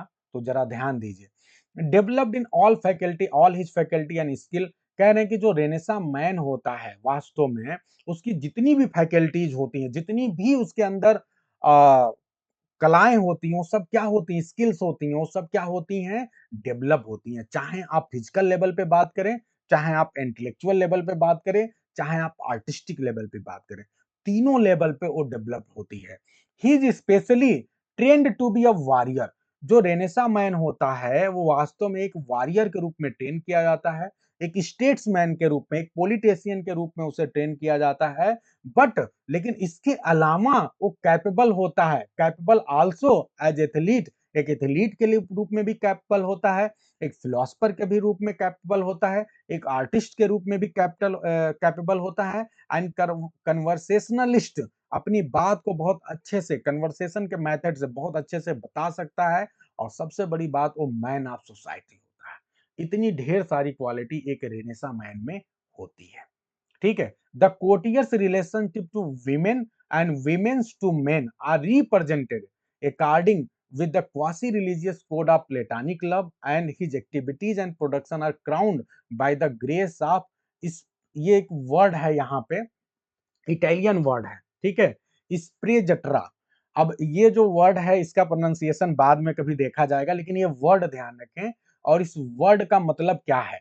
The Italian term for the seeming spontaneity and casual ease with which a trained person may meet the requirement of the class complex and existing rule, ठीक है। तो ये कह रहे हैं कि जो रेनेसा मैन होता है उसके अंदर एक स्पेशल विशेषता होती है। वो क्या विशेषता होती है कि उसके अंदर ये चीज होता है, ठीक है। आप इसे क्या बोलेंगे ये थोड़ा आप लोग चेक कर लीजिएगा, मैं इसको चेक नहीं कर पाया हूं, लेकिन इसके अंदर ये जो क्वालिटी होती है, ये क्वालिटी क्या है, उसके अंदर स्पॉन्टेनिटी होती है, कैजुअल ईज होता है, ठीक है, जिससे उसको ट्रेन किया जाता है, और जितने भी प्रकार के कॉम्प्लेक्स एंड एग्जैक्टिंग रूल्स होते हैं वो सारी चीजें उसके अंदर होती है, ठीक है। तो ये सारी बातें आप याद रखेंगे आपके एग्जामिनेशन पॉइंट ऑफ व्यू से, रेनेसा मैन के बारे में जो चीजें हैं। Is it clear to everyone? तो ये यहाँ पे दिया हुआ है। और अब ध्यान रखिएगा, अगर आपसे दो राइटर का मैं बात करूं जो रेनेसा मैन को अपने वर्क में दिखाते हैं, वो कौन से दो राइटर हैं? एक है लियोनार्डो दा विंसी, ये इटली के राइटर हैं, इटली के हैं, और सर फिलिप सिडनी। ये दोनों लोग जो है अपने आर्ट में, लियोनार्डो दा विंसी आप सभी को पता है पेंटर हैं, और जो सर फिलिप सिडनी एक बहुत बड़े आपके जो है पोएट हैं। ये दोनों लोग अपने वर्क में क्या कोशिश करते हैं, are represented as embodying the many aspect of the courtly ideal. जो रेनेसा मैन है उसके बहुत से एस्पेक्ट्स को अपने वर्क में दिखाने की कोशिश करते हैं। द फेरी क्वीन आप लोगों ने पढ़ा होगा, ठीक है, वहां पे रेनेसा मैन को इन लोगों ने दिखाने की कोशिश की है, सर फिलिप सिडनी ने, ठीक है, और लियोनार्डो दा विंसी ने भी अपने पेंटिंग्स में। तो I hope it is very clear. इसमें बहुत से वर्ड्स आज आपको बहुत बेहतरीन बेहतरीन मिले हैं। रेनेसा मैन वाला तो कॉन्सेप्ट अपने आप में बहुत बेहतरीन है, ठीक है। अब थोड़ा और तेजी से हम चीजों को लेकर चलेंगे। अब द न्यू रिलीजन क्लास आपके लिए बहुत महत्वपूर्ण है, बहुत सी चीजें हम सीखने वाले हैं। द न्यू रिलीजन, अब जब आप न्यू रिलीजन की बात करते हैं तो बताइए कौन सा नया धर्म आ गया था रेनेसा के समय? ऐसा कौन सा धर्म का उदय होता है? देखो, पहली बात, एक बात ध्यान दो, सिंपल सी बात है, रेनेसा क्या है? री अवेकनिंग है।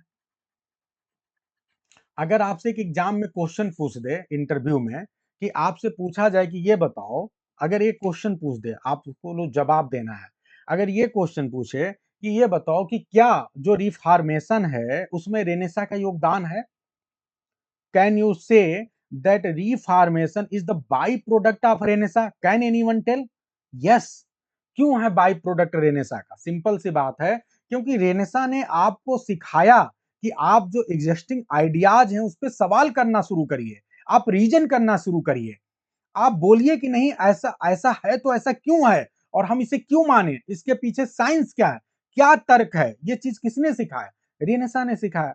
जब रेनेसा ने ये चीज सिखाया, रेनेसा के पहले क्या था कि धर्म जो चीज कहता था हम उसको मान लेते थे। हमसे कहा गया कि भैया आपको पता है हमारे देश के बहुत बड़े मैथमेटिशियन हैं श्री रामानुजन जी। श्री रामानुजन जी को परिवार को सिर्फ इसलिए बहिष्कृत कर दिया गया था क्योंकि वो इंग्लैंड चले गए थे, दूसरे देश में चले गए थे अपनी पढ़ाई को करने के लिए, अपने रिसर्च को करने के लिए। क्यों? क्योंकि उस समय के जो जितने भी महात्मा संत भारत में धर्म है वो ये मानता था कि हमारे देश का मतलब नियम यह है कि हम कभी भी समुद्र की यात्रा न करें। अगर हम समुद्र पार करके दूसरे देश में चले गए तो हमारा धर्म भ्रष्ट हो गया, और इसलिए उनके साथ बहुत गलत होता है, हैं? बहुत बड़ी दिक्कत। और यही वजह थी कि हम इंडियन, पूरी दुनिया हमारे यहाँ आ गई, हमारे यहाँ आके हमको बर्बाद कर दिया, हमारी सोने की चिड़िया को लूट के ले गए, लेकिन हम बेवकूफ किसी दूसरे देश नहीं जा पाए। क्योंकि हमारे धर्म में ऐसा लिखा था कि दूसरे आके हमें लूट लें, हमें बर्बाद कर दें, लेकिन हम दूसरे के देश नहीं जाएंगे, ठीक है, और आपस में हम फंसे रह गए। तो अब चलें भाई, क्या करें भाई। तो ये हुआ कि रेनेसांस के द्वारा क्या हुआ कि लोगों ने आवाज लगाना शुरू कर दिया, धर्म का विरोध करना शुरू कर दिया, और जब धर्म का विरोध करना शुरू किया तभी तो एक नए प्रकार का धर्म आएगा। रिफॉर्मेशन, रिफॉर्मेशन क्या है? धर्म सुधार। रिफॉर्मेशन का मतलब है धर्म सुधार आंदोलन, ठीक है? तो ये धर्म सुधार आंदोलन आया इंग्लैंड में, क्योंकि इंग्लैंड में बहुत ज़्यादा जो है त्राही-त्राही मचा रखा था लोगों ने। जो क्रिश्चियनिटी थी यही एक धर्म था पूरे यूरोप में, और कैथोलिक रिलीजन चल रहा था पूरे यूरोप में। अब ये जो कैथोलिक थे, जो प्रीस्ट थे, वो अपना मनमानी कर रहे थे। ठीक है? उनके अंदर ये चल रहा था कि भैया हमारा तो कोई कुछ कहने वाला है नहीं, और हम जो चाहें वो करें। क्योंकि धर्म की सत्ता थी, हर राज्य में, हर जगह जो है जगह-जगह चर्च बने थे, अलग-अलग चीज़ें थी। लेकिन जो चर्च शुरुआत में धर्म जितना पायस था, वो समय के साथ उतना ही गंदा होता चला गया। आपको पता है मठ वगैरह आप सभी ने सुना होगा, तो बहुत से भिक्षु और भिक्षुणी, ठीक है? यानी जो है एबॉट एंड एबिस, बहुत से ऐसे मठ थे और बहुत से ऐसे जो चर्च थे जहाँ पे महिलाएँ बहुत ज़्यादा धीरे-धीरे होने लगी, और फिर जिस चीज़ों के लिए इनको अलग माना जाता है कि भई ये सन्यासी हैं, ये फिजिकल कंजम्पशन नहीं कर सकते। बहुत सी चीज़ें जो मतलब इनके लिए बैन था। लेकिन वो सारी चीज़ें जो हैं अब जितने भी धर्म के वो हैं वहाँ पे शुरू हो गया, और एक तरह से जो है धर्म बहुत गंदा होने लगा धीरे-धीरे। और एक सबसे बड़ी चीज़ ये है थी कि आप सभी ने सुना होगा कन्फेशन। कन्फेशन का ये नियम था कि आप अगर कोई गलती कर रहे हैं, तो आप चर्च में जाइए, एक एक छोटा-सा झरोखा टाइप का होता है, और वहाँ पे एक पादरी बैठता है। तो आपने कोई गलती की है, कोई गड़बड़ी की है, या आपको कोई पश्चाताप हो रहा है, तो आप वहाँ जाके अपनी बात कहते हैं, और ऐसा माना जाता है कि आप जो है, जो गड़बड़ी किए हैं, वो चीज़ आप वहाँ कह देंगे, तो आपको पादरी समझाएगा, चलो ठीक है, अब आप आगे से ऐसा मत करना, और वो बीच-बीच में आप जाके अपनी बात कन्फेस करते हैं, और आप अपने को मानते हैं कि चलो अब जो है मैंने ईश्वर को सारी बात बता दी, क्योंकि पादरी ईश्वर का रिप्रेजेंटेटिव है, और आपने उसको बता दिया, तो आप अब आगे से गलत काम नहीं करेंगे, और आपका पाप एक तरह से आप उससे मुक्त हो गए। लेकिन होने क्या लगा कि बाद में ये बड़े लेवल पे आ गया, और लोग इंडल्जेंसेंस एक वर्ड है, आप कह लीजिए क्षमा पत्र हिंदी में वर्ड है, और पादरियों को ये लगने लगा कि भैया पैसा कैसे कमाया जाए। जो धर्म के ठेकेदार थे, उनको लगा हम पैसा कैसे कमाएँ। तो पैसा कमाने का तरीका उन्होंने ये अपनाया कि ये जो कन्फेशन लोग करने आते हैं, अब आपको कन्फेशन करने की ज़रूरत नहीं है। आप जिस प्रकार की गलती कर रहे हैं, उसके हिसाब से हमारे पास क्षमा पत्र हैं। कन्फेशन में आपको ईश्वर अपनी तरफ से कोई वो नहीं देता है। अपनी तरफ से कोई आपको वो तो दिया नहीं कुछ गारंटी कि भैया तुमको हमने माफ़ कर दिया। आप बोल के तो आए हैं, लेकिन गारंटी नहीं मिला। तो उनका ये कहना था कि भैया गारंटी कैसे मिलेगा? एफिडेविट कैसे मिलेगा? जैसे अभी इस समय के मुख्य चुनाव आयुक्त हैं, तो वो कह रहे हैं कि भैया जो वोट चोरी हुई है, तो उसका एफिडेविट दो हमें। तो एफिडेविट के बिना वो चेक नहीं करेंगे कि वोट चोरी हुई है। तो वैसे सेम चीज़ यहाँ है कि भैया आपको माफ़ किया गया है, लेकिन उस माफ़ी को माना कैसे जाएगा? आपके पास कुछ एफिडेविट तो होनी चाहिए। तो एफिडेविट के रूप में आपको एफिडेविट यदि लेना है, तो आपको क्या करना पड़ेगा? आपको पैसा देना पड़ेगा। अब आप जितना बड़ा गुनाह किए हैं, उसके हिसाब से आपको क्षमा पत्र मिलेगा, और उतना ही ज़्यादा पैसा देना पड़ेगा। तो ये बहुत खुलेआम बिकने लगा, और बहुत लोग, अब इससे क्या हो गया कि बहुत कत्लेआम धर्म के नाम पे बहुत सी बेईमानी होने लगी, बहुत गड़बड़ियाँ होने लगी, कि अब हम भैया चोर क्या किया, किसी को कत्ल कर दे और जाके कह दे हमें क्षमा पत्र दे दो, किसी को मार दिया, कुछ भी कर दे, जाके क्षमा पत्र ले ले, और क्षमा पत्र ले लिया तो सोच रहा हम तो भैया अब मुक्त हो गए, हम दूसरा क्राइम कर सकते हैं। तो ये चीज़ें होने लगी, और इससे जो है बड़ा दिक्कत हो गया। तो एक तो आपने देखा कि जो नन थे और जो प्रीस्ट थे, इनके बीच का जो पायस रिलेशनशिप था, वो बहुत गंदा हो गया। अब उनके बीच में जो चीज़ें फिज़िकल सेक्स वगैरह उन लोगों में एक तरह से टैबू था, लेकिन वो भी इन सारी चीज़ों में सामान्य व्यक्ति की तरह रहने लगे, तो एक ये सबसे बड़ी गड़बड़ी। और दूसरे नंबर पे क्या होने लगा कि ये जो इंडल्जेंसेस है, जो आपके क्षमा पत्र हैं ये, और तीसरे नंबर पे ये है कि पैसे ले लेकर लोगों को बड़े-बड़े पदों पे नियुक्त किया जाने लगा, ठीक है? तो ये 3-4 प्रकार की चीज़ें हैं जिससे चर्च और कैथोलिक रिलीजन बहुत ज़्यादा जो है बदनाम होने लगा, और अब ज़रूरत आ गई थी इसको चेंज करने की। लेकिन कहा जाता है ना कि हम अपने आप अपनी बुराई कैसे करें? ठीक है? अपनी बुराई कोई करने को तैयार नहीं होता, यहीं पे गड़बड़ी होती है। आप नहीं करोगे तो कोई दूसरा आके आपके खिलाफ खड़ा हो जाएगा। और सेम यही हुआ कि चर्च ने खुद को नहीं सुधारा और चर्च को सुधारने के लिए एक बहुत बड़ा व्यक्ति आ गया जिसका नाम था मार्टिन लूथर।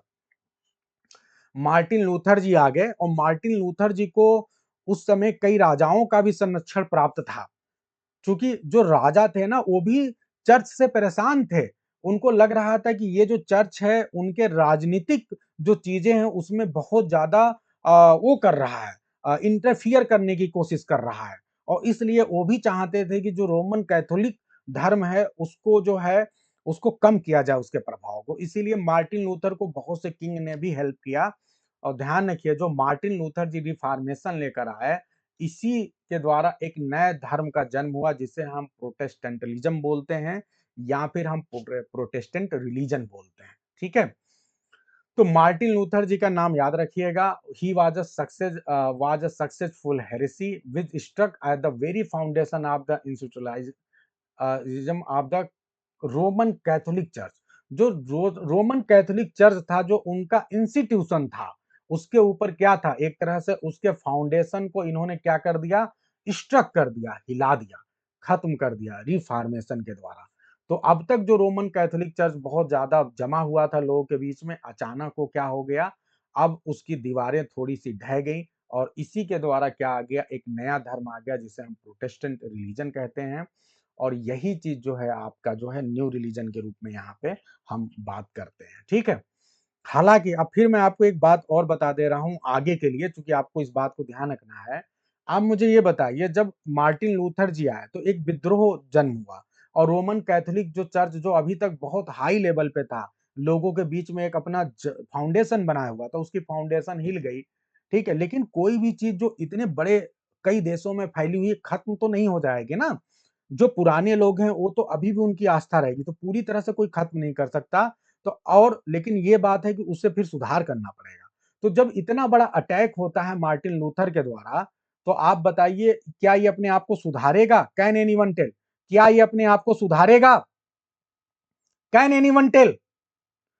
क्या रोमन कैथोलिक चर्च अपने आप को सुधारने की कोशिश करेगा, फिर से अपने पायसनेस को बनाए रखने की कोशिश कर पाएगा, या ये खत्म हो जाएगा? क्योंकि एक नया धर्म आ गया और भी कई लोग, आप सभी को पता है काल्विन आते हैं, तो काल्विन भी एक चर्च का नया रूप लेके आते हैं। ठीक है, इसी तरह से प्यूरिटन्स आते हैं, वो भी चर्च को एक नए तरीके से प्यूरिटनिज्म का कॉन्सेप्ट आता है, वो भी नए तरीके से बात करते हैं। तो इस तरह बहुत ढेर सारे धीरे धीरे अलग अलग जो है जो कैथोलिक रिलीजन है इसमें फूट पड़ता है और बहुत ढेर सारे अलग अलग प्रकार के छोटे छोटे आप कह लीजिए कल्ट जो क्रिश्चियनिटी के हैं वो आ जाते हैं रिलीजन के। और आप सभी को पता है एक एंगलिज्म है। ठीक है, तो इस तरह से कई ढेर सारे आते हैं जिसको हेनरी एट लेके आते हैं। तो जब इतने ढेर सारे अलग अलग कल्ट आ गए तो क्या ये धर्म खत्म हो जाएगा रोमन कैथोलिक चर्च? जल्दी बताइए आप, क्या ये रोमन कैथोलिक चर्च खत्म हो जाएगा या ये अपने आप को बचाने का प्रयास करेगा?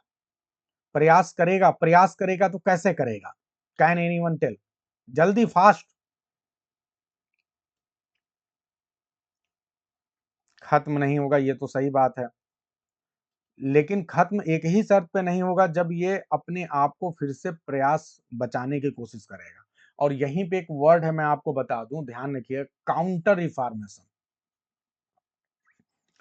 काउंटर रिफॉर्मेशन, समझ गया?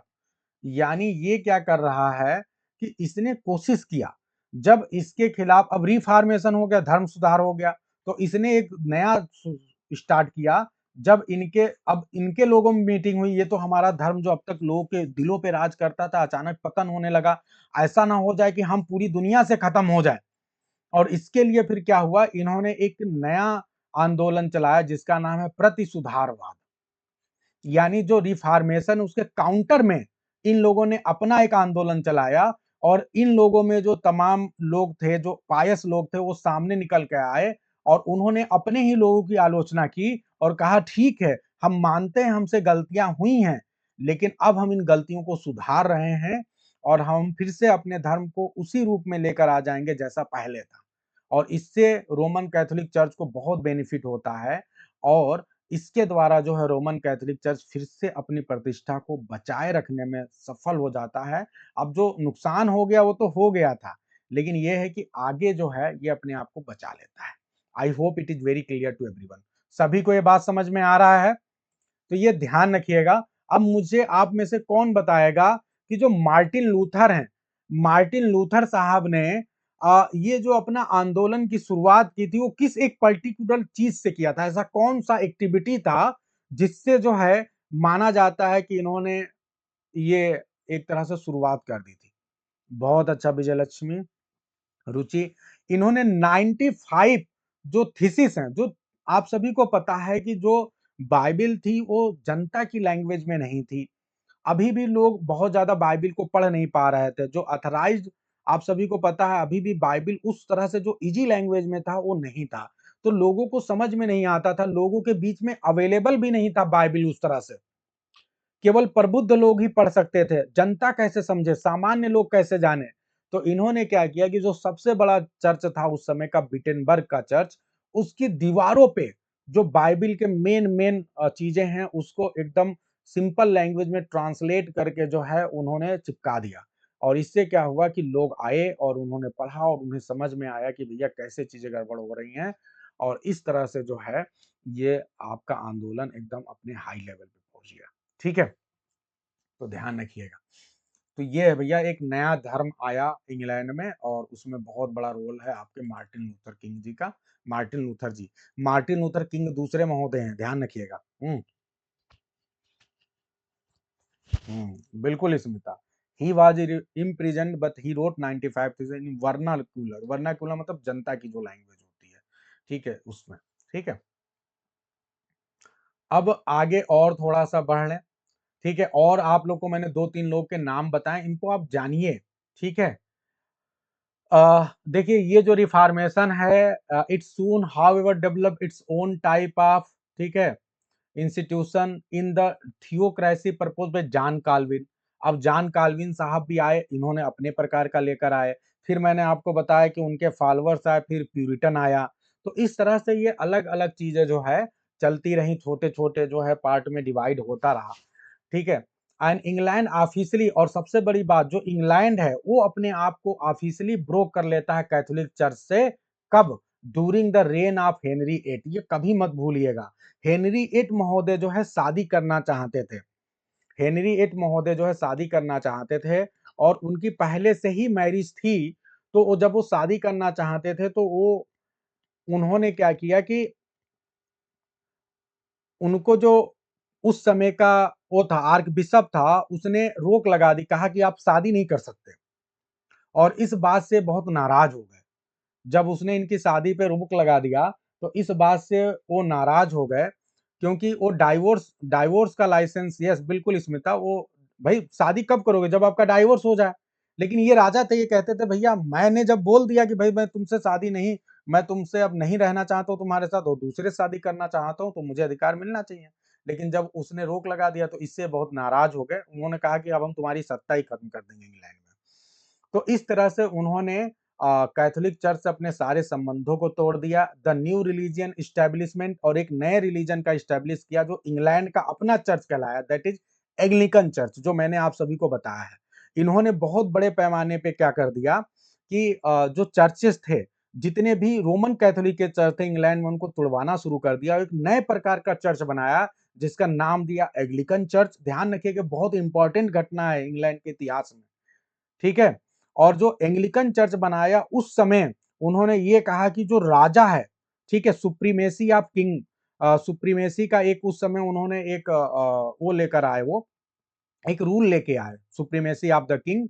और उसमें ये कहा कि राजा एक तरह से जितना भी इंग्लैंड है और उसके जितने भी कंट्री के जितने भी रूल्स रेगुलेशंस हैं, चाहे वो रिलीजियस मैटर हो, चाहे वो पॉलिटिकल मैटर हो, चाहे किसी भी प्रकार का मैटर हो, उसका सबसे बड़ा मेन कौन है, हेड कौन है? वो किंग है। अब कोई रिलीजियस पर्सन हेड नहीं हो सकता, इसलिए सारे डिसीजन वो खुद लेगा। और जितने भी रोमन कैथोलिक चर्च को मानने वाले पादरी थे उन सब से कहा कि यदि आप चाहते हो अपने जान की रक्षा करना, तो आप एक काम करो, आप हमारे धर्म को मान लो, आप एंग्लिकन चर्च में आ जाओ। अगर आप नहीं आओगे तो फिर क्या होगा? अगर आप इस ओथ को नहीं लोगे, समझ लो एक बहुत बड़ी बात है, ओथ ऑफ सुप्रीमेसी, इस बात को ध्यान रखिएगा, oath of supremacy. Oath of supremacy क्या कहलाता है? ओथ ऑफ सुप्रीमेसी यही था कि भैया जो कुछ है वो राजा है। अब आज से जो राजा कहेगा, जो राजा नियम बनाएगा, जो राजा शर्तें रखेगा, हमें उसे फॉलो करना पड़ेगा। अगर हम उसकी शर्त नहीं मानेंगे तो फिर क्या होगा? राजा अपने नियम के अनुसार, कायदे कानून के अनुसार हमारे साथ सब कर सकता है। आपको जानकर बड़ी हैरानी होगी कि एक बहुत बड़े राइटर हैं जिनका नाम है थॉमस मोर। थॉमस मोर नाम आप सभी को पता होगा, जिन्होंने यूटोपिया लिखा था। क्या लिखा था? यूटोपिया। ये भी एक प्रकार के पृष्ठ थे। इन्होंने मानने से इनकार कर दिया, इन्होंने ओथ ऑफ सुप्रीमेसी लेने से इनकार कर दिया। और आपको पता है क्या हुआ इनका? बताइए, इतने बड़े राइटर हैं तो क्या इनका क्या होगा? इनको एग्जीक्यूट कर दिया गया, सर धड़ अलग कर दिया गया। इसके अलावा और भी बहुत से लोग थे जिसको खत्म कर दिया गया। अब सिंपल सी बात है, जब पादरियों को इस तरह से मार दिया गया, जो भी रोमन कैथोलिक को मान रहा था उसको मार दिया जा रहा था। भाई या तो तुम राजा की बात मानो, ओथ ऑफ सुप्रीमेसी लो, और ओथ ऑफ सुप्रीमेसी लेके एंग्लिकन चर्च को अपना लो, अदरवाइज इस दुनिया से चले जाओ। तो फिर क्या हुआ? ज्यादातर लोग एंग्लिकन चर्च में आगे, कैथोलिक चर्च की कहानी इंग्लैंड से खत्म हो गई। ये बहुत बड़ी चीज है। तो ध्यान रखिएगा। अ, बहुत ही शानदार है। और कई बार ये कहा जाता है कि ये जो रिजल्ट है ये पॉलिटिकल था या थियोलॉजिकल कंप्रोमाइज था। ये बहुत ही लंबे समय तक जो है मैटर ऑफ हीटेड डिबेट है। कई बार हमें लगता है कि अब जैसे इंग्लैंड के केस में आप देखें तो आपको लगता है कि यहाँ तो राजा अपने, चूंकि उसकी बात नहीं मानी गई इसलिए उसने रोमन कैथोलिक धर्म से अपने संबंधों को तोड़ दिया, क्योंकि धर्म का काम है कि वो जो समाज में कुरीतियां उसको रोके। क्योंकि रीमैरिज इतना आसान नहीं था। अगर इस तरह रीमैरिज के लिए सबको डाइवोर्स का वो दे देगा तब तो हर कोई अपनी पत्नी को छोड़ के दूसरे से शादी कर ले। तो कहीं ना कहीं यहाँ पे वो सही थे। लेकिन अब चूंकि राजा पावरफुल है तो उसने कहा भाई नहीं ठीक है, हम अपनी बात करेंगे। तो ये चीजें हुई। तो ये कई बार तो कमियां थी धर्म में, जैसे प्रोटेस्टेंट रिलीजन आया वो कमियों की वजह से आया। लेकिन कई बार पॉलिटिकल आकांक्षाएं भी थी, तो दोनों तरह से था और ये डिबेट का विषय है। ठीक है, आगे बढ़ते हैं। तो रिफॉर्मेशन आपको बहुत अच्छे समझ में आ गया होगा, साथ ही साथ ये भी समझ में आ गया कि न्यू रिलीजन कैसे आया। अब तीसरी बात है न्यू वर्ल्ड। आप सभी को पता है एक नए दुनिया की खोज होती है इसके द्वारा। इन 1492 क्रिस्टोफर कोलंबस ने किस चीज की खोज की थी? Acting on the persisting and wide spread belief in the old Greek idea that the world is a globe. Greek idea है कि पूरी दुनिया एक ग्लोब की तरह है। सेल्ड वेस्ट टू फाइंड, ये वेस्ट की ओर आए। क्योंकि क्या है, हमारे लिए वो ईस्ट है और ये वेस्ट है। आ, उनके लिए क्या है, ये वेस्ट की ओर आए to find a new commercial route to east. ठीक है, यानी वो उधर से पश्चिम से आए पूरब की ओर। पूरब की ओर कौन है? एशियन, एशियन कंटिनेंट, हमारा जो भारत और इसके आसपास के चाइना और जितने भी कंट्रीज हैं। तो ये वेस्ट से कहाँ आए? पूर्व की ओर आए। ठीक है, ईस्ट की ओर आए और इन्होंने नए कॉमर्शियल रूट की खोज करने के लिए आए। Only to be frustrated by the expected barrier of the new continent. The succeeding explorations of this continent and its native population and its settlement by the Europeans gave new material to the literary imagination। और इस तरह से आप देखते हैं कि Christopher Columbus जो आते हैं वो न्यू कंटिनेंट की खोज करते हैं। और आप सभी को पता है कोलंबस, बताइए किसकी खोज करते हैं? बताइए, कोलंबस जो खोज करते हैं वो अमेरिका की खोज करते हैं। यानी एक तरह से एक नए महाद्वीप को खोजते हैं, अमेरिका को। और फिर वहां कौन जाके बसते हैं? अलग अलग देशों के लोग जाके वहां पे बसना शुरू हो जाते हैं। कोलंबस के बाद आप सभी को पता होना चाहिए कि पुर्तगाल का व्यापारी था जिसका नाम था वास्को डिगामा। याद है आप सभी को वास्को डिगामा? ये आता है, ये किसका खोज करता है? ये इंडिया और जितने भी एशियन कंटिनेंट है उनकी खोज करता है। ठीक है, वास्को डिगामा। वो कब आता है? 1498 में। तो आपका नाम सिर्फ कोलंबस का दिया है, फिर उसके बाद जो अदर जब आप बात करते हैं सक्सीडिंग एक्सप्लोरेशन तो उसमें वास्को डिगामा का नाम आता है। मार्को पोलो का नाम भूल गए क्या? Marco Polo. Marco Polo specially China में जाता है। चाइना में जाता है और वहां बहुत समय तक रहता है और उसके लिए जाता है, खोज करता है। तो इस तरह बहुत से लोग आते हैं। इंडिया में ये किस जगह पे आता है? कालीकट नामक प्लेस है, वहां पे आता है साउथ में। और बहुत ढेर सारे यहाँ से मसाले वगैरह लेके जाता है। ठीक है। तो अब जब ये लोग लौट के जा रहे हैं, जितने भी एक्सप्लोरर्स हैं, जब ये लौट के जा रहे थे अपने देश में, तो वहां के लोग देख के पागल हो जा रहे थे। अरे कितना ये जो चीजें लेके, वास्को डिगामा के बारे में कहा जाता है कि जो मसाले इंडिया से लेके गया, उससे लगभग उसके 50-100 गुना ज्यादा उसने बेनिफिट कमाया। ठीक है। तो मतलब ये था कि इंडियन मसालों की और यहाँ की चीजों की बहुत ज्यादा डिमांड थी यूरोप में। तो फिर उसके बाद क्या होने लगा कि सब यहाँ आने लगे। और बहुत तेजी से क्या होने लगा कि लिटरेचर में भी नया मटेरियल मिलने लगा, new material to literary imagination. और इस तरह से जो एक्सप्लोरेशन है, ये लिटरेचर में भी एक नया अध्याय का शुरुआत करेगा। आप जितने भी एसेज हैं, आप जितने भी फेमस प्ले हैं, डॉक्टर फास्टस का पढ़िए प्ले, सॉरी क्रिस्टोफर मार्लो का प्ले पढ़िए डॉक्टर फास्टस। क्या दिखाता है? नई खोज को दिखाना चाहता है। ठीक है। उसके जितने भी प्ले पढ़ेंगे आपको उसमें रेनेसा के एलिमेंट बहुत ज्यादा दिखाई पड़ते हैं। चाहे आप जीव ऑफ माल्टा है, वो अपने राज्य को बढ़ाना चाहता है बहुत तेजी से, एक के बाद एक। ठीक है। पावर की एक भूख होती है, वो सब में इनके सारे कैरेक्टर्स में दिखाई पड़ता है। ऑडेसियस जो नेचर है वो दिखाई पड़ता है। तो ये आपको जो है मटेरियल के रूप में काम करता है, ये जो एक्सप्लोरेशन है। और आप शेक्सपियर के प्ले को देख लीजिए, टेम्पेस्ट को देख लीजिए। टेम्पेस्ट क्या है? ये भी एक तरह से नई खोज का ही परिणाम था। Tempest as well as the treatment of native inhabitant. जो आप देखते हैं टेम्पेस्ट में कोलोनिज्म के कॉन्सेप्ट को दिखाया जाता है कि प्रास्पेरो जाता है, एक नई जगह पे जाता है, एक नई प्लेस पे जाता है, नए द्वीप पे जाता है। और उस नए द्वीप पे जाके वहां के लोगों को अपना गुलाम बना लेता है। वही तो सेम कॉलोनी का कॉन्सेप्ट क्या है कि जो बाहर का कोई व्यक्ति आएगा, वो धीरे धीरे किसी नए प्रदेश में जाएगा, नए कॉलोनी में जाएगा। और उसको धीरे धीरे धीरे धीरे क्या करेगा? अपनी कॉलोनी बना लेगा नई जगह पे जाकर, वहां के लोगों पे अपना आधिपत्य बना लेगा। तो वही सेम आपको दिखाई पड़ता है वर्क में भी। Is based on the contemporary account. और ये जो इसकी कहानी है, उस समय का ही कंटेम्पोररी एक कहानी थी, शिपरेक ऑन द बरमूडा, जो बरमूडा में शिपरेक होता है। And other writing about voyages to the new world, उस पे करके बेस करके ये आया था। ठीक है। तो कहीं ना कहीं लिटरेचर में आपको जम के दिखाई पड़ता है ये जो एक्सप्लोरेशन है, उसका impact. More important for English literature however was the fact that economic exploitation of the new world often cruel, oppressive and devastating to native people. ये सिंपल सी बात है। जो इकोनॉमिक एक्सप्लॉयटेशन हो रहा था, जैसे हमारा ही देश है, तो हमारा देश सोने की चिड़िया कही जाती थी, लेकिन आप सभी को पता है कि हमारा बहुत ज्यादा एक्सप्लॉयटेशन हुआ। और ये कहीं ना कहीं सही नहीं था। ये क्रूएल था, ऑप्रेसिव था, डिवेस्टिवेटिंग था नेटिव पीपल के लिए। अगर आप ध्यान देते, एक बहुत ही फेमस आप लोग को प्ले है जो आपके एलटी ग्रेड के सिलेबस में है, सभी को पता है, चिनुआ अचीबे का एक प्ले है। चिनुआ अचीबे का एक प्ले है जिसका नाम है things fall apart. Things fall apart play नहीं है, नावेल है वो। थिंग्स फॉल अपार्ट आप उसमें यदि देखेंगे तो कोलोनिज्म के कॉन्सेप्ट को बहुत ही डीपर लेवल पे दिखाया गया है। और वास्तव में जो इकोनॉमिक एक्सप्लॉयटेशन है वो आपको बहुत अच्छे से वहां पे नजर आएगा। Put England at the centre, और इंग्लैंड इसमें टॉप पे था। क्योंकि इंग्लैंड के यहाँ रेनेसा देर में हुआ, लेकिन इंग्लैंड के लोगों ने सबसे ज्यादा कॉलोनी बनाई। ये बहुत बड़ी चीज है, ध्यान रखिएगा। और इंग्लैंड इस चीज में भी सबसे टॉप पे था। दूसरे लोग थोड़े बहुत ठीक ठाक भी थे, लेकिन इंग्लैंड महोदय, इंग्लैंड कंट्री के लोग जहां भी गए वो बहुत ही इकोनॉमिक एक्सप्लॉयटेशन में इंग्लैंड सबसे टॉप पे था। क्रूवेल ऑपरेशन डिवेस्टिवेटिंग था ये, और इंग्लैंड इसमें टॉप पे था। Rather than here here though for at the edge of the chief trade routes.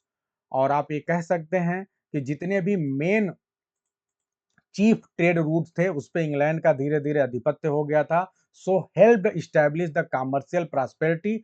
और यही वजह थी कि इंग्लैंड में आप देखते हैं कि जो कॉमर्शियल प्रॉस्पेरिटी है इंग्लैंड में बहुत तेजी से बढ़ती है, बहुत तेज ज्यादा होता है एज इन इटली अर्लियर, जैसा कि इटली में पहले था। लेकिन बाद में इसको बहुत ज्यादा फायदा लेके जाता है कौन? इंग्लैंड। वाज अ नेसेसरी दो not sufficient condition for the development of vigorous intellectual and artistic life. ठीक है। तो ये है, मतलब और चीजें कुछ हो या ना हो, जो इंटेलेक्चुअल एंड आर्टिस्टिक लाइफ में डेवलपमेंट हो रहा है वो तो हो ही रहा है। लेकिन जो सबसे ज्यादा बेनिफिट इंग्लैंड को मिलता है वो कॉमर्शियल प्रॉस्पेरिटी के रूप में मिलता है। ये जो न्यू वर्ल्ड की खोज होती है, न्यू एक्सप्लोरेशंस होते हैं। I hope it is very clear to everyone. सभी को समझ में आ रहा है, बहुत डीपर लेवल पे आ रहा है। अब हम एकदम एंड पे जा रहे हैं, पढ़े ना भाई कि छोड़ दें, बताइए। दो और पॉइंट हैं, यदि आप लोग रहेंगे तो फिर इसको कर लेंगे। चलिए तो जल्दी जल्दी करते हैं। The new Cosmos, new Cosmos का मतलब समझते हैं? एक नए प्रकार के, कॉस्मोस का मतलब क्या होता है? यूनिवर्स। ये वर्ल्ड से अलग है, वर्ल्ड का मतलब जमीन वाला, जमीन और पानी। लेकिन जब कॉस्मोस की बात करते हैं तो इसमें आप ऊपर वाले यूनिवर्स को भी शामिल कर लेते हैं। यूनिवर्स हेवेनली, जो ऊपर आपको दिखाई पड़ रहा है, उसकी बात हो रही है। तो यहाँ पे एक नए प्रकार से, जो धरती है इसको तो ये तो केवल अर्थ है, लेकिन ऊपर वाला जब पूरा यूनिवर्स को आप शामिल कर लेंगे तो कॉस्मोस हो जाएगा। अब ध्यान दें, यहाँ पे एक बहुत बड़ा, बहुत डीपर लेवल की बात है और बहुत बढ़िया बात है। एक्चुअली उस समय का कॉन्सेप्ट क्या था, चलो पढ़ते हैं, पढ़ते हुए करते हैं। The Cosmos of medieval astronomy and medieval Christian theology. जो क्रिश्चियन की थियोलॉजी, धार्मिक ग्रंथ है, और जो मिडवल एस्ट्रोनॉमी है, वो टॉलमी के द्वारा दिया गया था। टॉलमी एक बहुत बड़े एस्ट्रोलॉजर थे, उन्होंने दिया था, और उनका ये कहना था, ग्रीक एस्ट्रोलॉजर थे टॉलमी, सेकेंड सेंचुरी के, और उनका ये कहना था, अब क्या कहना था, इस बात को बहुत डीपर लेवल पे समझिएगा। वो ये कह रहे थे कि जो अर्थ है ना, ये वास्तव में स्टेशनरी है। स्टेशनरी का मतलब एक जगह स्थिर है, राउंड विच, और इस अर्थ के चारों ओर सक्सेसिव स्फीयर्स ऑफ मून है। जो मून है वो इसके चारों ओर घूम रही है, यानी मून की कक्षाएं हैं इस अर्थ के चारों ओर। ठीक है, यानी अर्थ अपनी जगह स्थिर है और उसके चारों ओर मून घूम रहा है। और और इसके अलावा और कौन घूम रहा है? वेरियस प्लैनेट, और भी कुछ प्लैनेट हैं जो अर्थ के चारों ओर घूम रहे हैं।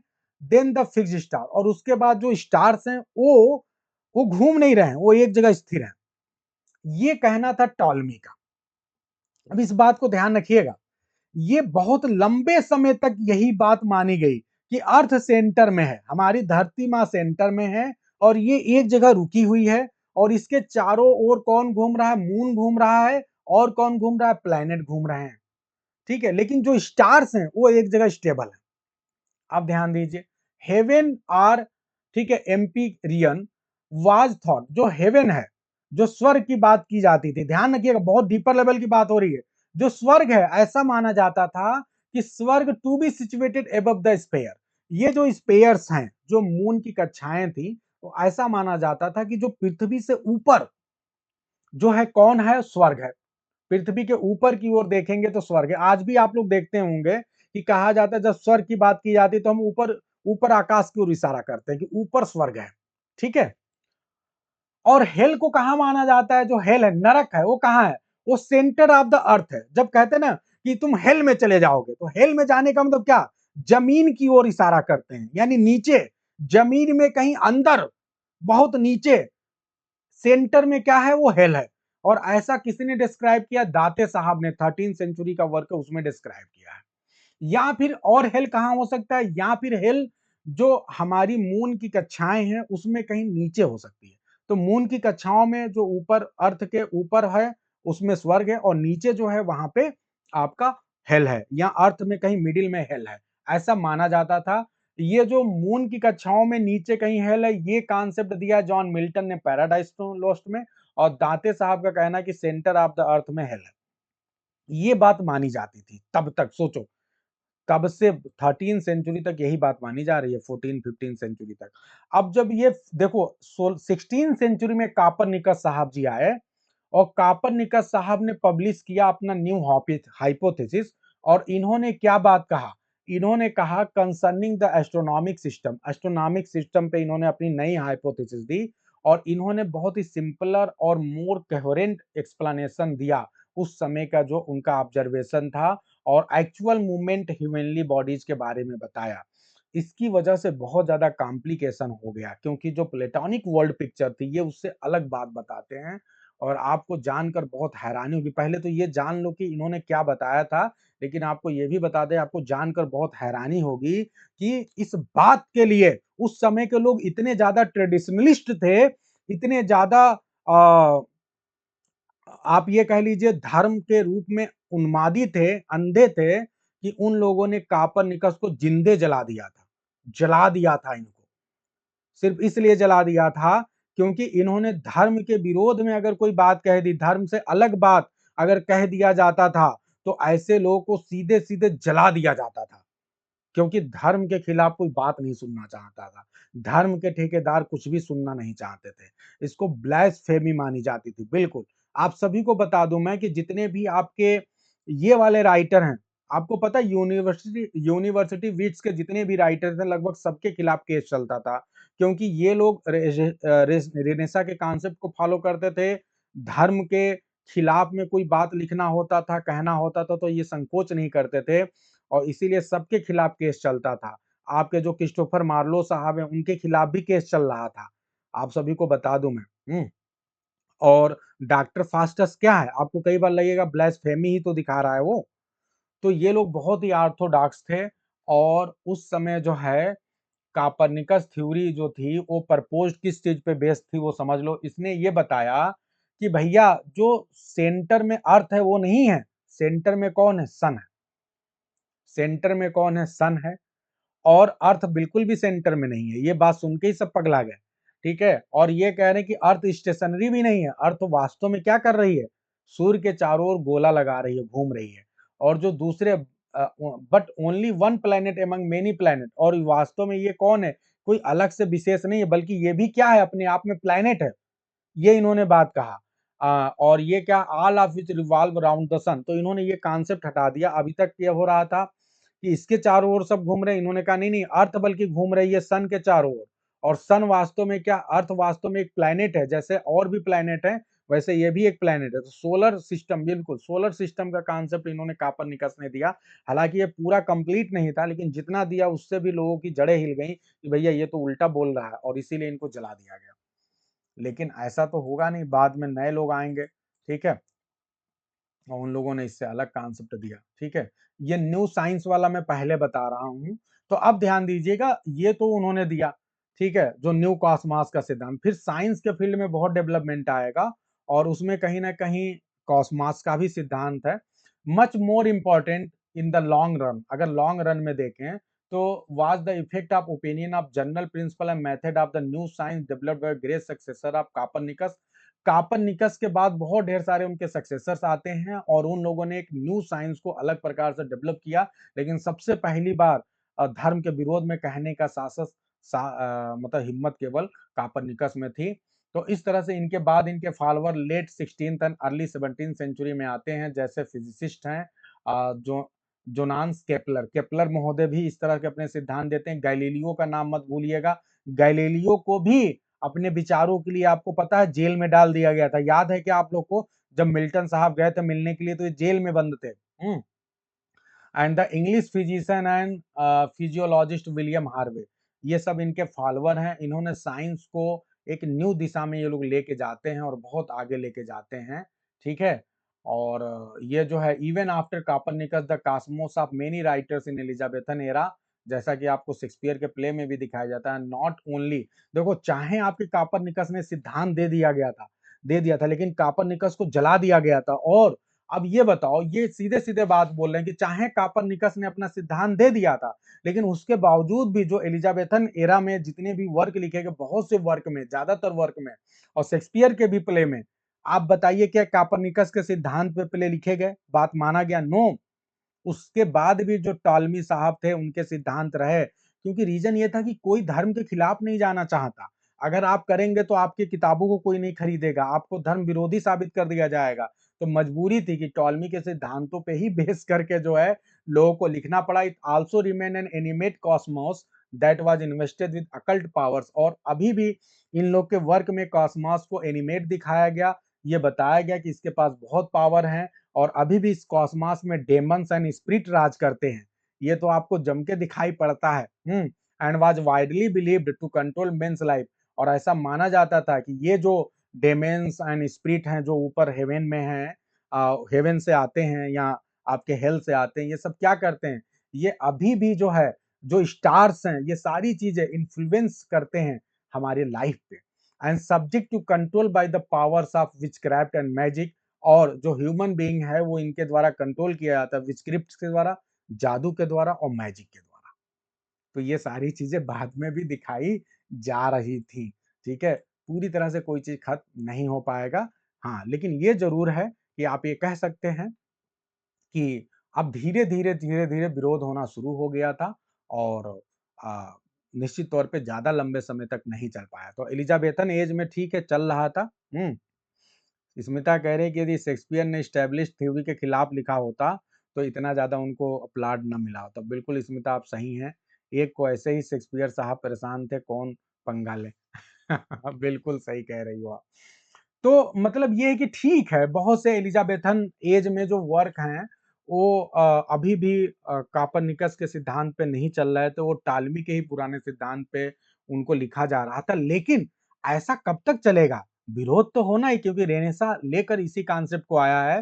ठीक है, शुरुआत में कापर्निकस को जला दिया गया, लेकिन बाद में और लोग आएँगे, धर्म को धीरे-धीरे झुकना तो पड़ेगा ही। कब तक आप बेवकूफ बनाओगे? तो अब झुकाने का काम एक बहुत बड़े फिलॉसफर हैं जिनका नाम है रेन डेकार्ट। ये ध्यान रखिएगा, रेन डेकार्टेस जो हैं, ये एक बहुत बड़े फिलॉसफर हैं, फ्रेंच फिलॉसफर, और ये आते हैं नए कॉन्सेप्ट को लेकर और ये कहते हैं, इनकी लाइन बड़ी पॉपुलर है, give me extension and motion. मुझे एक्सटेंशन दीजिए, मोशन दीजिए, मैं क्या करूंगा? I will construct the universe, और मैं एक नए यूनिवर्स का निर्माण करूंगा।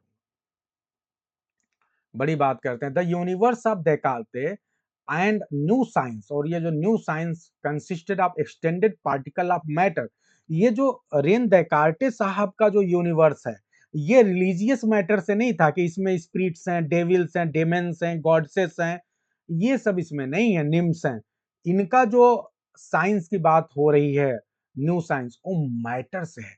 और आप सभी को पता है क्या कि दुनिया में जितनी भी चीज हैं, वो सब क्या है? मैटर से ही तो बना है। क्यों भाई? हम आप किससे बने हैं? मैटर से बने हैं। चीजें आप जिस मोबाइल पे पढ़ रहे हो किससे बना है? मैटर से बना है। ठीक है, जिस कंप्यूटर पे आप पढ़ रहे हैं वो मैटर से बना है, प्रिंटर, एवरीथिंग, जो भी चीज क्या है, वो सब पदार्थ है, सब्सटेंस है, मैटर है। तो ये इन्होंने मैटर का कॉन्सेप्ट लाया, पार्टिकल ऑफ मैटर की बात किया उन्होंने, which moved the space according to fixed mathematical law.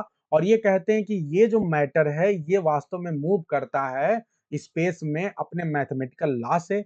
ई बराबर एम सी स्क्वायर का कॉन्सेप्ट आप सभी को पता है ना, ये सारी चीजें। तो इन सारी चीजों से ये सब गवर्न होता है।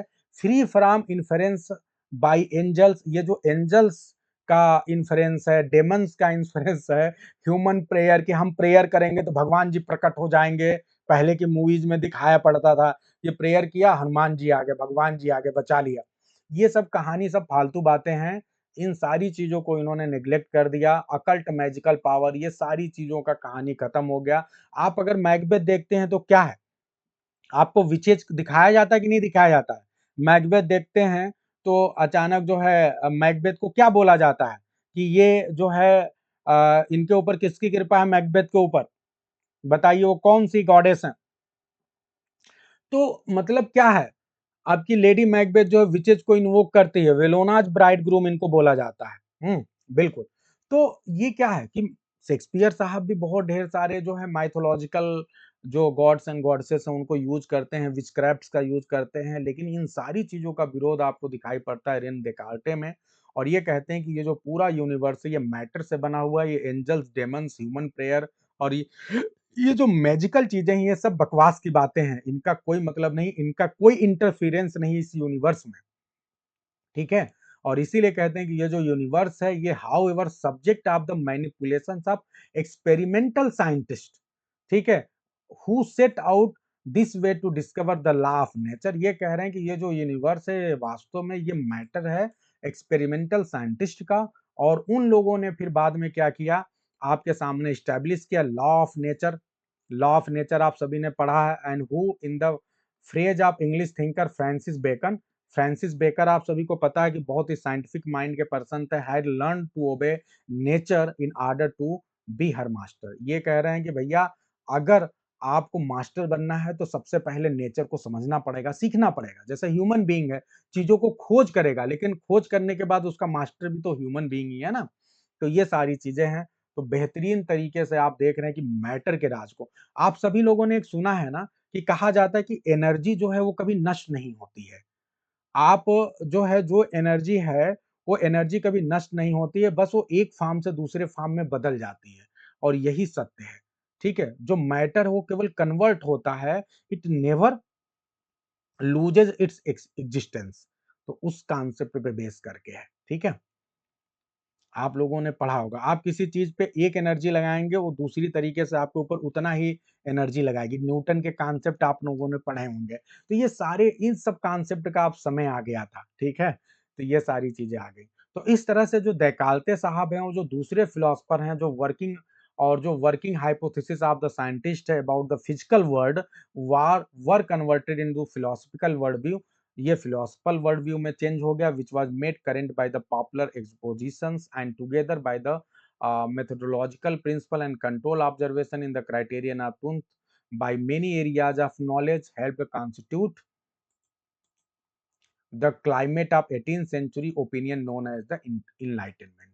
तो जो इनलाइटनमेंट का सिद्धांत आता है वो इस तरह से यही है कि जो साइंटिस्ट हैं फिर जो इसके द्वारा बहुत ढेर सारे फिलोसफर आए और इन सब लोगों ने बहुत नई नई चीजें जो हैं एक्सपोज किया और एक तरह से एक नए प्रकार से सारी चीजें आ गई और फिर यही चीजें बाद में आती है। 18th सेंचुरी में माना जाता है कि 18th सेंचुरी आते आते लोगों का माइंड एक पूरी तरह से डेवलप हो गया। जो शुरुआत से बात की जा रही है कि जो रेनेसां का इम्पैक्ट हो पूरी तरह से एकदम फाइनल फॉर्म में 18th सेंचुरी में आता है और ये जो 18th सेंचुरी में कॉन्सेप्ट आता है इसी को हम इनलाइटनमेंट बोलते हैं, प्रबुद्धवाद बोलते हैं, पूरी दुनिया में फेमस है, ठीक है?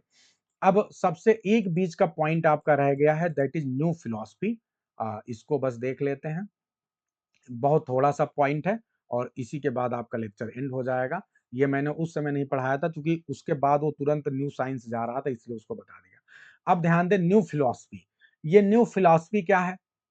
Investigations have not borne out earlier assumption by historians that world picture of the Copernicus and of the scientists who followed him, sometimes referred to as new philosophy, delivered an immediate and profound shock to the theological and secular belief to the thinking people। तो कह रहे हैं कि जब ये Copernicus और दूसरे scientist के बहुत ढेर सारे रिसर्च आए तो इसके बाद क्या हुआ कि जो पुराने अजम्पशन थे वो सारे अजम्पशन धीरे धीरे खत्म होने लगे और एक तरह से आप कह लीजिए कि इमीडिएट बहुत ही तुरंत जो है और प्रोफाउंड शॉक मिला जितने भी थियोलॉजिकल एंड सेकुलर बिलीफ थे। जो धार्मिक बिलीफ था लोगों का, जो लोग जैसा उस समय के लोग जो पढ़े लिखे लोग भी थे जो सोच रहे थे कि भैया ये धर्म के आधार पे चलता है, तो वो सारे जो बिलीफ थे वो सारे बिलीफ एक मिनट में क्या हो गया, टूट गया, ठीक है? और इससे क्या होने लगा, फिर एक नए तरह से जो है एक फिलॉसफी जन्म होती है, लोग नए तरह से सोचना शुरू कर दिए अर्थ को लेके और पूरी दुनिया को लेकर।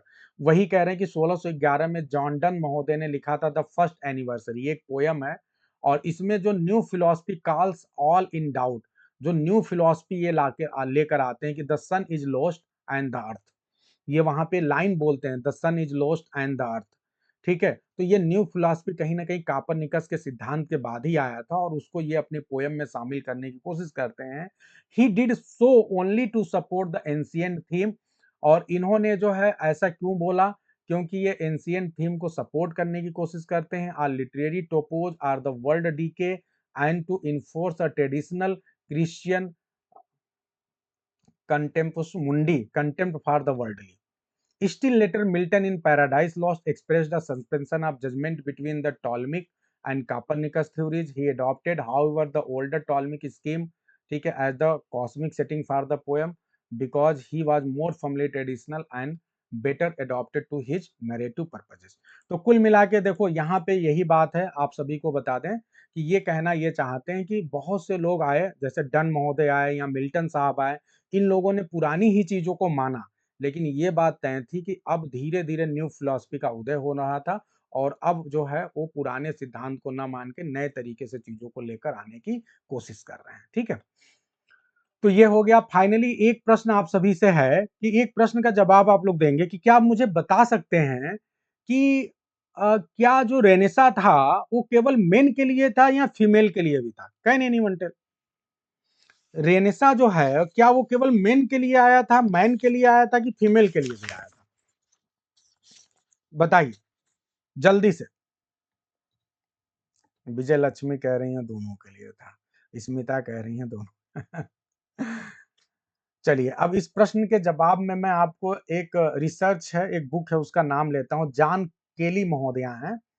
इन्होंने एक डिबेट स्टार्ट किया, बहुत ही पॉपुलर डिबेट था ये, और इस डिबेट में ये फेमिनिस्ट थी एक, और ये दूसरे फेमिनिस्ट और स्कॉलर्स के साथ उन्होंने डिबेट किया एक एसे के माध्यम से।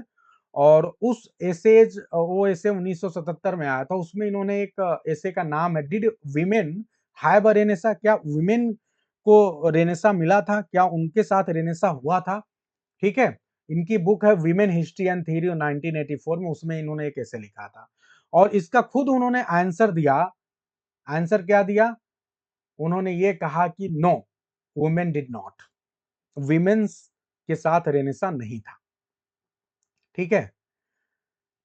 For a book by a feminist scholar who counters this claim, और एक और बुक लिखा गया है जो इस क्लेम को काउंटर करता है, by reference to women changing role in the family, in the church and in the position of political culture power.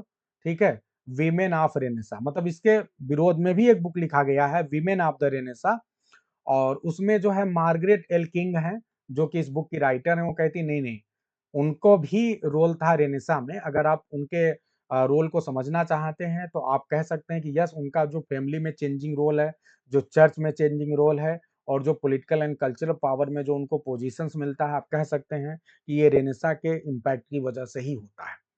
ये कुल मिला के मैटर है। तो दोनों तरह की विचारधाराएं हैं।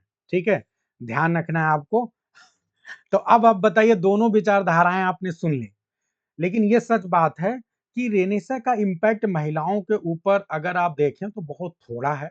उसका रीजन ये है, मैंने पहले ही बोला कि जो मेन धारा में शामिल है, जो मेन धारा में शामिल है, उन्हीं के ऊपर तो इम्पैक्ट पड़ेगा। अभी अगर आप बात करें रेनेसा का इम्पैक्ट क्या पूरे ह्यूमन बीइंग के ऊपर पड़ता है? नो। अगर आप पूरे ह्यूमन बीइंग की बात करें तो भी गलत है, क्योंकि आप ऊपर ही देखते हैं। बताइए किसके ऊपर पड़ता है? केवल दो क्लास है, एक तो अपर क्लास है, और दूसरा कौन है? दूसरा है आपका इंटेलेक्चुअल। रेनेसे का मेन इंटेलेक्चुअल में ही आप मिडिल क्लास को शामिल कर सकते हैं। सिर्फ इन्हीं लोगों पे पड़ता है। क्यों पड़ता है? क्योंकि ये मेन स्ट्रीम में शामिल हैं।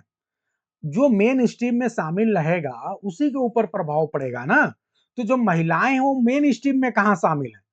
अभी आज तक जो महिलाएं हैं, भारत में रहने वाली महिलाएं, रेनेसा आया है कब? 1453 के आसपास इटली में रेनेसा शुरू हो गया था। लेकिन आप ये बताइए कि आज हम पढ़ रहे हैं, 2025 में चल रहे हैं, लगभग 500 साल हम आगे बढ़ गए हैं, और आज भी हमारे देश में महिलाएं क्या इतनी स्वतंत्र हुई हैं? आज भी महिलाएं के लिए उनका पति परमेश्वर है। ठीक है, कोई बात नहीं है। आज भी जो महिलाएं हैं, उनको उनके पति आज भी पीट देते हैं, तमाचा मार देते हैं, उल्टा सीधा बोल देते हैं, बहुत सी चीजें हैं। तो क्या रेनेसा महिलाओं के पास आया अभी हमारे पास? अभी इंडिया में तो 500 साल बाद तक नहीं आया है इम्पैक्ट रेनेसा का। अभी भी कितनी महिलाएं हैं? अगर घर में दो दो बच्चे हैं, एक मेल है एक फीमेल है, अगर घर में दो लोग हैं और एक मेल है एक फीमेल है, तो क्या होगा? अगर दोनों बच्चों को बाहर भेजना है, अगर अगर मान लीजिए बाप को अपने बच्चे को बाहर भेजना है, बीएचयू में नाम आ गया या और कहीं आ गया, और अगर पिता के पास पैसे की समस्या है, उसमें वो किसी एक बच्चे को पढ़ा सकता है, तो मेल वाले बच्चे को चुनेगा, फीमेल को नहीं चुनेगा। वो इसलिए मेल वाले को चुनेगा कि भैया ये हमारे बाद हमारे परिवार को देखेगी, हमारे खानदान को देखेगा, फीमेल को नहीं। तो ये क्या है? यानी अभी भी जो हमारे देश में रेनेसा को लेके इम्पैक्ट है, वो तो बहुत दूर है। और इंग्लैंड वगैरह में आप अगर आप ध्यान दो, तो एक बहुत फेमस वर्क लिखा गया है, वुमेन ऑफ वंस ओन। क्या नाम है उसका? क्या नाम है उसका? One's own. जो उनका वर्जीनिया वुल्फ का है। कोई बता सकता है क्या है? A women of one's own, room of one's own, वही मैं कहूँ कि क्या मैं गड़बड़ी कर रहा हूँ। रूम ऑफ वन्स ओन, इसमें क्या है? वर्जीनिया उल्फ उस समय की बात कर रही है, 20th सेंचुरी में लिखा गया है। लेकिन ये बैक होके कहती हैं कि भैया महिलाओं को तो पूर्व में ये कहानी थी कि इनको लाइब्रेरी में अधिकार नहीं था लाइब्रेरी में बैठने का। ठीक है, महिलाओं से क्या आशा की जाती थी?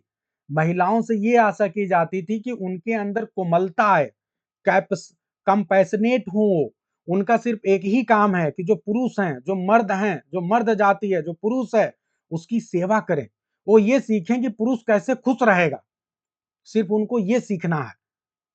अगर वो और चीज़ें सीखेंगी, किताबों में ज़्यादा लग जाएँगी, ये सारी चीज़ें करेंगी, तो फिर वो तो ये वाला जो काम है ये नहीं कर पाएँगी वो फिर कैसे होगा?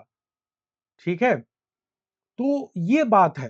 पुरुषों महिलाओं से ये आशा की जाती है कि वो कंपैशनेट रहें, चिल्ला के ना बोलें, महिलाओं को चिल्ला के नहीं बोलना है, महिलाओं का नेचर एकदम शांत होना चाहिए, बहुत ही सिंपल होना चाहिए। अगर पुरुष उनके ऊपर चिल्ला दे, उनको डाँट दे, तो उन्हें शांत रहना है, उन्हें जवाब नहीं देना है, क्योंकि यदि वो जवाब देंगे तो जो उनकी इमेज है वो गड़बड़ हो जाएगी।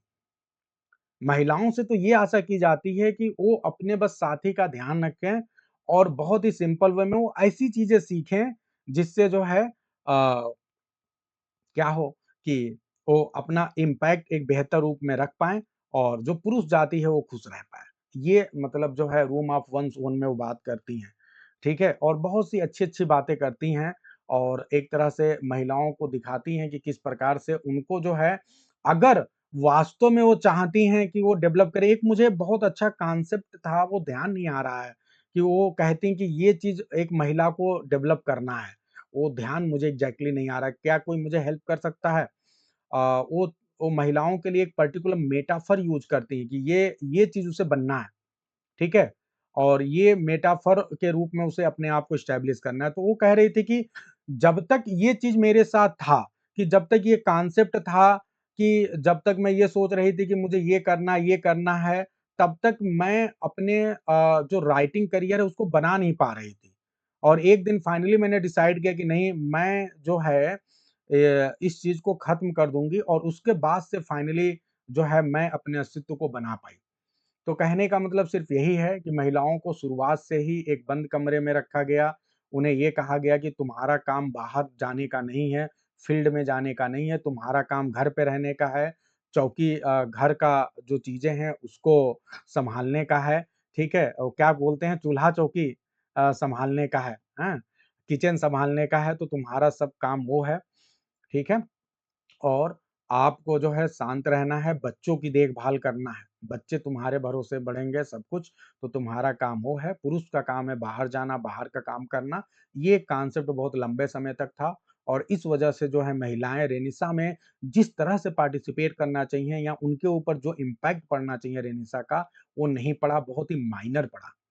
ठीक है? और आप लोग को जूडिथ शेक्सपियर का तो कॉन्सेप्ट पता ही है कि जूडिथ शेक्सपियर ऐसा ये इमेजिन करती हैं कि शेक्सपियर की भी एक बहन थी जूडिथ शेक्सपियर जिसके पास उतनी ही टैलेंट थी, उतनी ही क्वालिटी थी जितना शेक्सपियर के पास था। लेकिन शेक्सपियर साहब को लंदन जाने का मौका मिलता है और इनको नहीं मिलता। अगर इनको भी मौका मिला होता तो ये भी लंदन गई होती और इन्होंने भी शेक्सपियर जैसा अपना जो है नेम फेम बनाया होता। ठीक है? तो ये बेहतर कर पाती। ठीक है? हाँ, रुचि कह रही हैं कि women for needle and main for नहीं उल्टा बोल रही हैं आप। मेन फॉर जो है field and women for hearth. Hearth का मतलब यही है कि घर, चूल्हा-चौकी, ठीक है? और मेन फॉर फील्ड का मतलब उन्हें बाहर रहना है, फील्ड में रहना है, ठीक है? तो ये बातें हैं, ठीक है? तो ये सारी बातें हैं। हाँ। मेंटेनिंग ब्यूटी के अलावा जो है नॉलेज के नहीं उसके लिए एक मेटाफर था। वो आपके बहुत बेहतरीन मेटाफर था जो मुझे याद नहीं आ रहा है। वो कहती थी कि जब भी मैं लिखने जाती हूँ, तो वो मुझे रोकती है मेरे राइटिंग करने से क्योंकि वो मुझे बार-बार कहती है कि तुम्हारा काम ये नहीं है। तुम्हारा काम क्या है? कि तुम पुरुष की सेवा करो, तुम अपने ब्यूटी पे ध्यान दो। ठीक है? तुम जो है कंपैशनेट बनो, ये सारी चीज़ें वो मुझे बार-बार कहती थी। तो मैंने क्या किया कि उसको एक दिन मार दिया और उसके बाद मारने के बाद मैं अपनी राइटिंग को आगे ले जा पाई। एक मेटाफर यूज़ किया है, मैं कभी आप लोग को उसे बताऊँगा, आज मुझे बिल्कुल ध्यान नहीं आ रहा है वो। कभी बताऊँगा आप लोग को। तो इसी के साथ आज की क्लास को एंड करते हैं। आई होप कि आप लोगों ने बहुत अच्छे से एन्जॉय किया होगा, बहुत डीपर लेवल पे आपने समझा होगा रेनेसा को और बहुत सी चीज़ें हमने एक्स्ट्रा बातें बताई, ये सिर्फ़ आपकी अंडरस्टैंडिंग के लिए है। उसे आपको लिखना नहीं है, वो सिर्फ़ आपकी अंडरस्टैंडिंग के लिए है, ताकि आप डीपर से डीपर लेवल पे अपनी समझ बनाएँ और आप बेहतर से बेहतर करें। सभी को गुड नाइट, सभी को बेस्ट ऑफ लक। हुँ? और निश्चित तौर पे आप लोग अच्छा करेंगे, लगे रहिए।